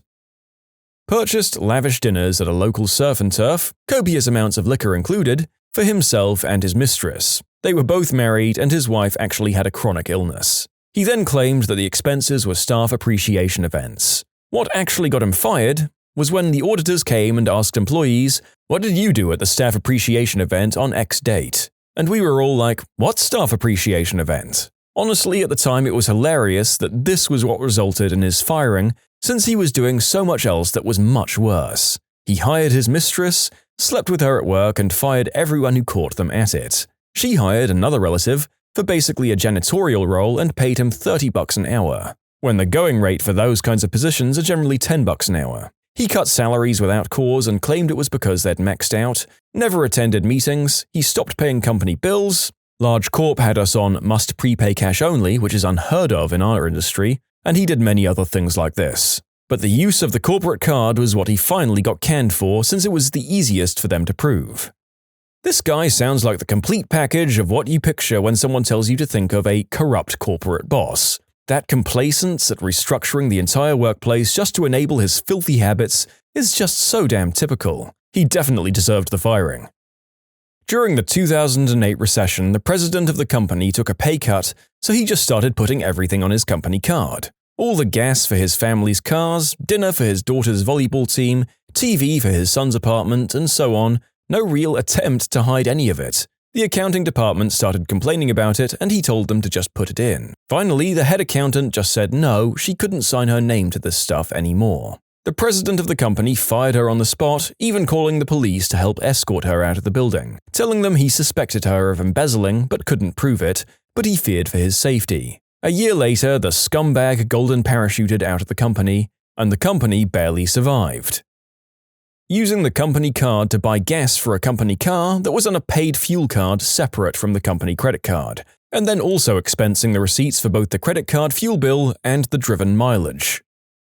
I used to review credit card purchases. Employees would have to submit receipts and explain what each line item was for. One guy brought a $500 watch and wrote down on his spreadsheet, "Watch to replace my broken one." Apparently he felt his personal wristwatch was work-related and worthy of replacing with a Swiss watch with automatic movement. I'm horrified to even have my corporate card in my wallet, but I did show it to a cashier to get a student discount. He asked if I had a student ID, so I flashed my university corporate credit card and he believed it.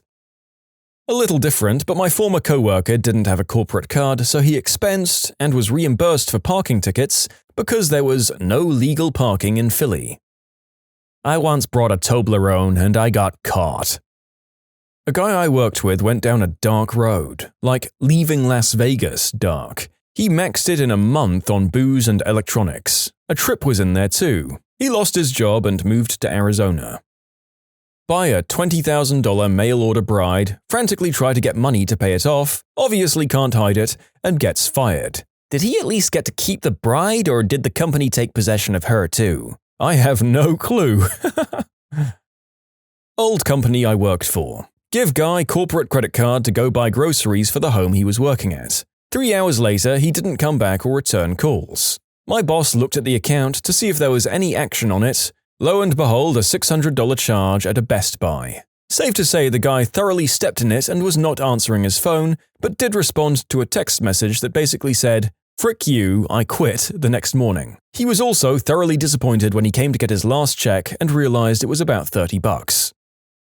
Late 90s, the superintendent of my local school board district used a district credit card to buy about $300 worth of dinners and booze for school board members during a business trip in New York. Got charged with theft because of the alcohol purchases, even though he reimbursed the district when he did his expense report. After a lot of investigation and court time, the superintendent was fined $100 and had to resign. He then had to settle for becoming the superintendent of the Houston Independent School District, the 7th largest district in the nation. That'll learn him.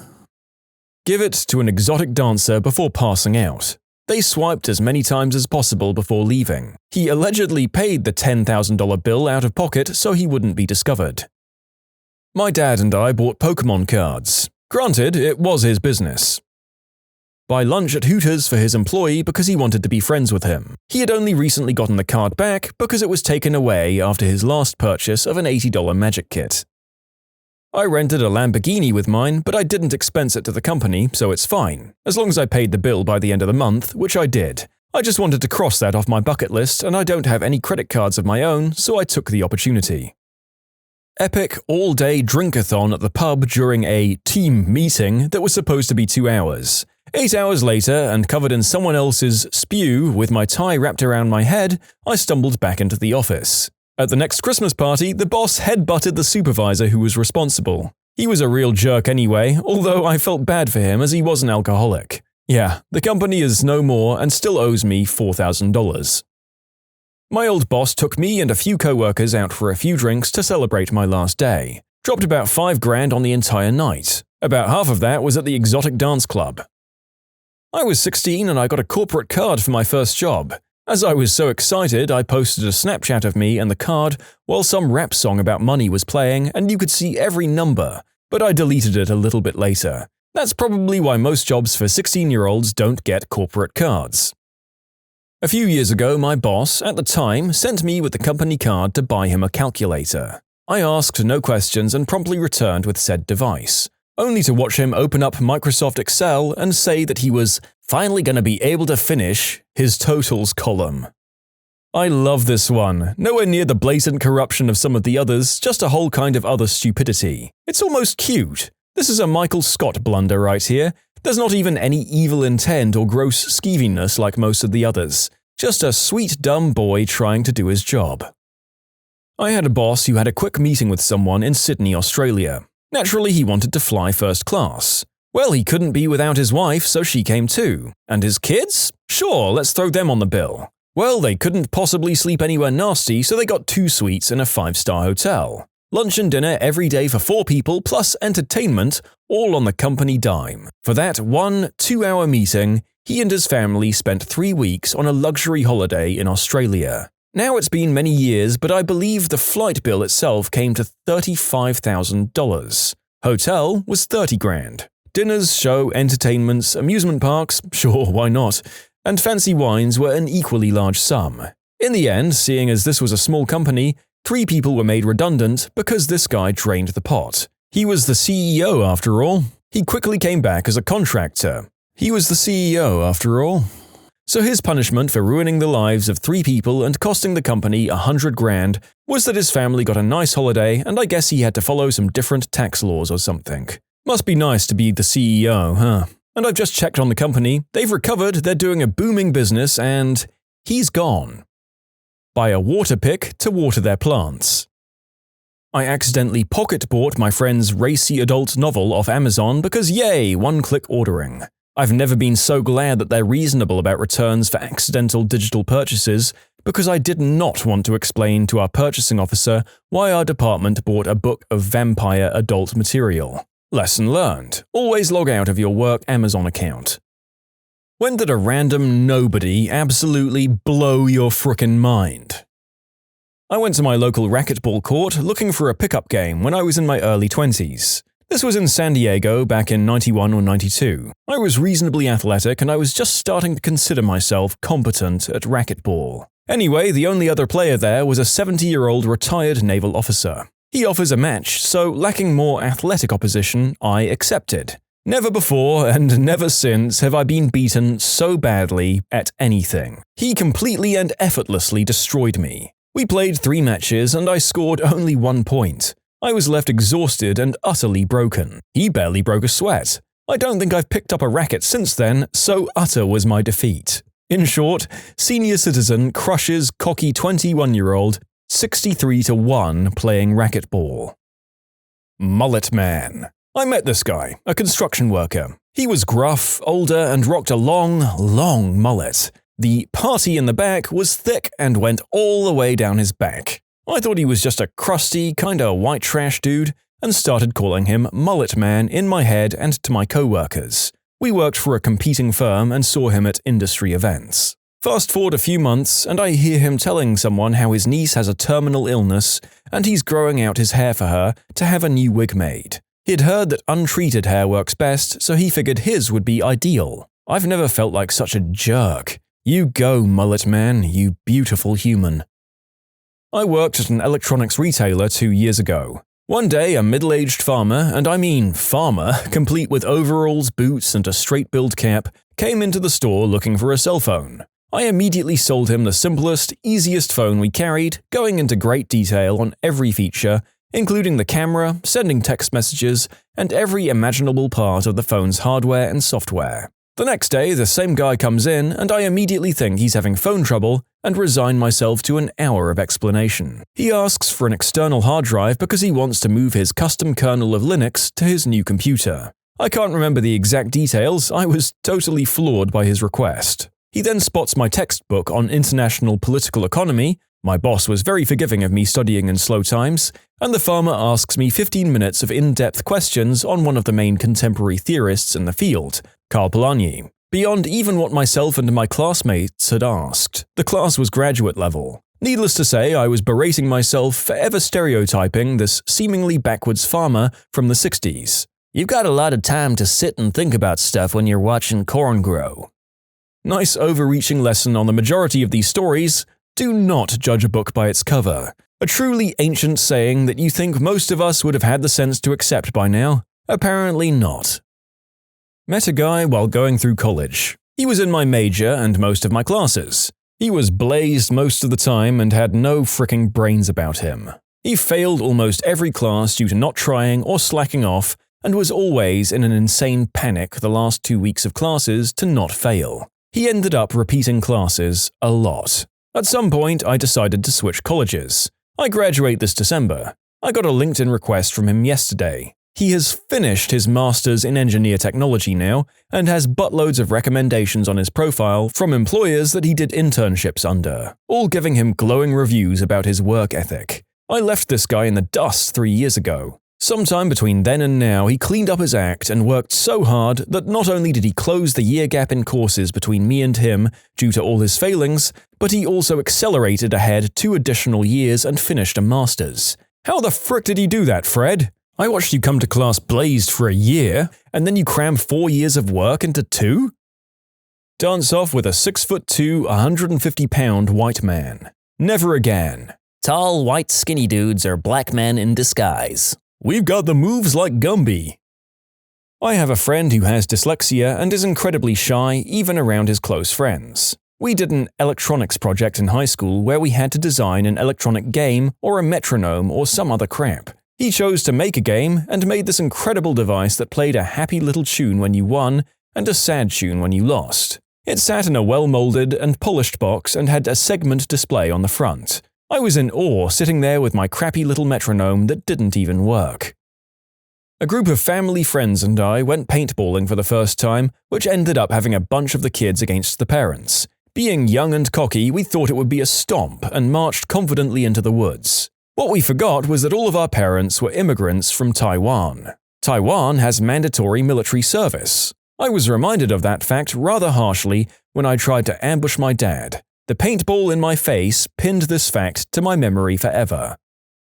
I worked with this kid who was kinda pudgy. He wanted to be a Navy SEAL. Everyone laughed. He did it. He became a Navy SEAL. Similar story. When I was in AIT, like Army Vocational School for enlisted people, the airborne recruiters came around and gave this presentation about airborne school, and at the end they asked for volunteers to sign up and attend the school after they completed AIT. Now, the only real benefits of going to airborne school are the few extra bucks every pay period just for having the training, and the prestige of having that red beret. Maybe a dozen people from our company ended up signing up for the school. It was mostly who you'd expect. The hoo-ah guys who thought they were hot crap and wanted to prove it to everyone. Except for one guy, Curtis. Curtis is an odd fellow. He was in his early 20s, short, pudgy, and goofy. Whenever he walked past someone, other enlisted people of course, he'd cross his eyes and pull a silly face. He joked around a lot, was a very social and cool guy, but he wasn't exactly, tough. Not someone who seems like airborne material. So naturally, all of the other guys who signed up at airborne school started talking crap about him. How he was going to wash out in the first weeks, among other things. AIT came to an end and we all went on to our first duty stations. I'd added a lot of people from my AIT company on my Facebook account, And one day I was looking through the newsfeed and I saw a picture of Curtis in a red beret. Turns out he was the only person from our company to graduate from airborne school. All those crap talkers and tough guys are washed out. The chubby little goof now rocks the raspberry beret. What a frickin' trooper. Every time I play StarCraft. How the frick does he have 10 carriers? This is bullcrap, it's been 35 seconds! I'm working as a production assistant on a reality TV show. We had to shoot at a record store in a very impoverished, crime-laden area of the Bronx, and we had a celebrity or two with us. So we hire some security people to keep the local riffraff at bay. In the past, the security guys had been overzealous, rude, giant bouncer butthole-like dudes, so we're filming and a celebrity walks in. A crowd's already gathered, and they're getting loud and being obnoxious. This one super thuggish 20-something-year-old starts pushing his way through the crowd and gets to the door but gets stopped by one of the bouncers. Now, this bouncer guy is a 250 or so pound black dude who's a fricking monster, not to mention he has a piece on him. I'm freaking out because Thug Life is getting pushy and yelling at the security guy, yelling at me and being a butthead. Bouncer says, "Baby, you know I want to let you in here. I love you, man, but I can't. It's my job and you know how it is. I got kids, and with that style of yours, I'm sure you got yourself a hot mama back home too." Thuggish kid goes, "Aight, man," and slaps and hugs the security guy, then walks out. Situation entirely diffused. Security guy looks at me with this huge grin and says, "You gotta kill him with kindness, baby." I hear this is a great tactic for confrontation in general for people who come in just determined to hate on everything. Say you're sorry you didn't like it, did my best to make it good, tell them something you like about their appearance, if applicable, and apparently the majority of the time they'll apologize, say they were having a bad day and leave. Cute when it works out, no promises that it will though. You can submit your own stories to be featured here on the channel. The story submission link is in the description below, and if you want to listen to some vibey music in the background, check out easymode, also linked below, and subscribe. I found out one of my dumber friends had the unique ability of knowing how long anything would take. Anything. She was not the brightest button, failed out of college, and made terrible financial decisions, but damn if she didn't know how long it would take to go to Walmart, get gas, and come home. 34 minutes. If you gave her a highway marker, she'd tell you down to the minute how far away you were from your house. It was incredible. I've never seen anything like it, and she was never wrong. The little woman who was my first partner in Taekwondo. I was a much taller white belt and she was a green belt. That was the first day I watched the gymnasium ceiling pass overhead in a slow, dreamy way, followed by the sound of my landing. I was roughly about 8 or 9, so me, my mom, 2 brothers and a friend all went to the cinema. We ended up getting out of the cinema at like 10. As we were walking back to the car, I kind of dropped back a little bit as I was in my own world. All I heard from behind me was a teen's voice getting my attention. Unaware of any real dangers in life, at such a tender age, and my mum a few meters up ahead from me, I turned around. Soon as I turned, one of the kids knees me in the stomach and the other one punched me in the face. The worst bit was I couldn't even shout as I was winded. A few seconds pass, and I shouted. My mum turned and saw me on the floor and started sprinting for these kids. She ran straight past me, and I can imagine she was probably thinking, "Screw him, they're going to be eating through a straw." So right in front of me, my mum grabbed one of them and started punching the 16-year-old kid in the face, throwing him around like a rag doll. The other one was shouting for her to stop, and he ran up to my mum and she did literally the same to him. But I could see blood all over this other one's jacket. She had ripped part of his ear. Security came over not so long after, and then the cops. These kids were arrested and nothing came of my mum kicking 7 shades of crap out of them. Turns out they'd been going around the Metro Center, where the cinema was, shoplifting, pickpocketing, and being all-round urethras. Safe to say everyone in school knew the next day. I imagine it was a good bully deterrent as well. When I was going through college, I was put into a group for a group project with a guy that I'd been paired with before. He had done nothing. It was awful. We ended up picking up all of his slack last time, and I wasn't looking forward to doing that again. Well, long story short, apparently he'd had a little come-to-Jesus moment with his advisor and realized he needed to put effort into graduating. That guy frickin' carried us. 11 out of 10 stars. It was amazing. Group leader asked him to do something and he knocked it out of the frickin' park. We got a 100% on the project. Top grade in our class.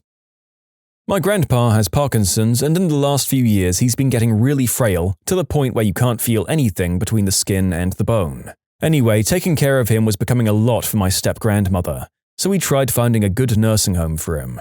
At the home where he went, people treated him so badly that he had a flashback to being a prisoner of war in the Korean War. My grandma got a call that they found him 3 miles away, perfectly fine, but we all thought the guy couldn't even get out of bed on his own. My grandfather's getting close to dying now, and he certainly did a lot during his life. It was good to hear that he still had some of that in him, when he just seemed like a shell before. My father-in-law. My mother-in-law raised my husband and his brother, and my father-in-law was always kind of this quiet presence. She always said he was disinterested and didn't care about the boys. She said a lot of really awful things about him. Their divorce was messy, but I took what she said at face value. Fast forward to now. When I got laid off, my father-in-law, in his quiet way, invited us to stay at his house until I finished school, with our 2 crazy toddlers and our old cat, who doesn't always make it to the litter box. I was hesitant at first, but we didn't really have options. Turns out he's this salt-of-the-earth guy. He works and reads and builds stuff for our babies to play with, like a 6-inch tall working windmill, and he's the best grandpa any kid could ever want. Turns out he always loved the boys deeply, but struggled with depression since my mother-in-law took them and left. He's brought everyone birthday presents, school clothes, and things since they were little, even though they had no idea. I also found out that he's been paying off all of mother-in-law's bills even after the boys grew up and moved out. When I asked him why, he said, "She's the mother of my children. I don't really want to see her struggle." One of the best people I know. I hope one day we can repay him for all of his kindness. I was in high school, and behind my friend's house there was some farmland. One day, for whatever reason, 4 of us decided to go out there and build a fort. It ended up turning out awesome, and we decided to spend the night in it. We filled up an empty water bottle with his parents' vodka and built a fire out there. The owner of the property must have seen the fire and didn't appreciate us trespassing, so he called the cops. Around midnight, 5 or 6 cops surrounded us. We were all underage and we tried to convince the cops we weren't drinking. It worked because we hadn't really started drinking much of the vodka yet, and the cops didn't think to open our water bottle. So the cops tell us as long as we put out the fire and take down the fort, we wouldn't get into any trouble. My idiot friend says, "Okay, officer, we'll just go ahead and put this fire out and be on our way," and dumps the bottle into the fire. Whoosh! Instantly in handcuffs. I underestimated my friend that day. He was that stupid. Maybe I overestimated him. Oh well, still a funny story. And here I was waiting for the story of how one of those rural country cops turned out to be a super sleuth who completely blew your mind by identifying the viscosity and slight color difference of vodka in the bottle. But nope, just a truly amazing level of dumb. Well done, friend. I did outreach with working girls from the street for a few years. One went missing under suspicious circumstances, and there was evidence that she had been murdered, but no body. The police had the guy but needed to build a strong case. He was known to some of the women, so the cops wanted to talk with as many as possible. Most did, but there was one who was rumored to have strong evidence of the man's intent. She was so strung out all the time, and literally months went by of her blowing off appointments with the cops to tell what she knew. She would hide from them as she was scared. They finally picked her up on the street and she talked to them, as by then they knew that making appointments with her was a dead end. It turns out she did have some great info, and they wanted her to appear in court. We helped her as much as possible, got her a decent outfit and toiletries, and kept reminding her of the date and location of the trial. She didn't show up when she was due, much to everyone's disappointment. Next day of the trial, she walked in, clean, in a nice outfit, and sober. Testified very well. In fact, impressively. She said later that she had gone on a huge bender the day before due to being nervous and knew she wouldn't come across well. He is now serving a life sentence. Really didn't think she had it in her, but she happily proved us all wrong. I underestimated my cousin. She always seemed to be the queen bee of middle school, and I resented her for it. But one day I heard that she completely ditched the in-crowd because they were making fun of some kid. I realized I'd been completely wrong about her character and that I'm extremely proud of her for this.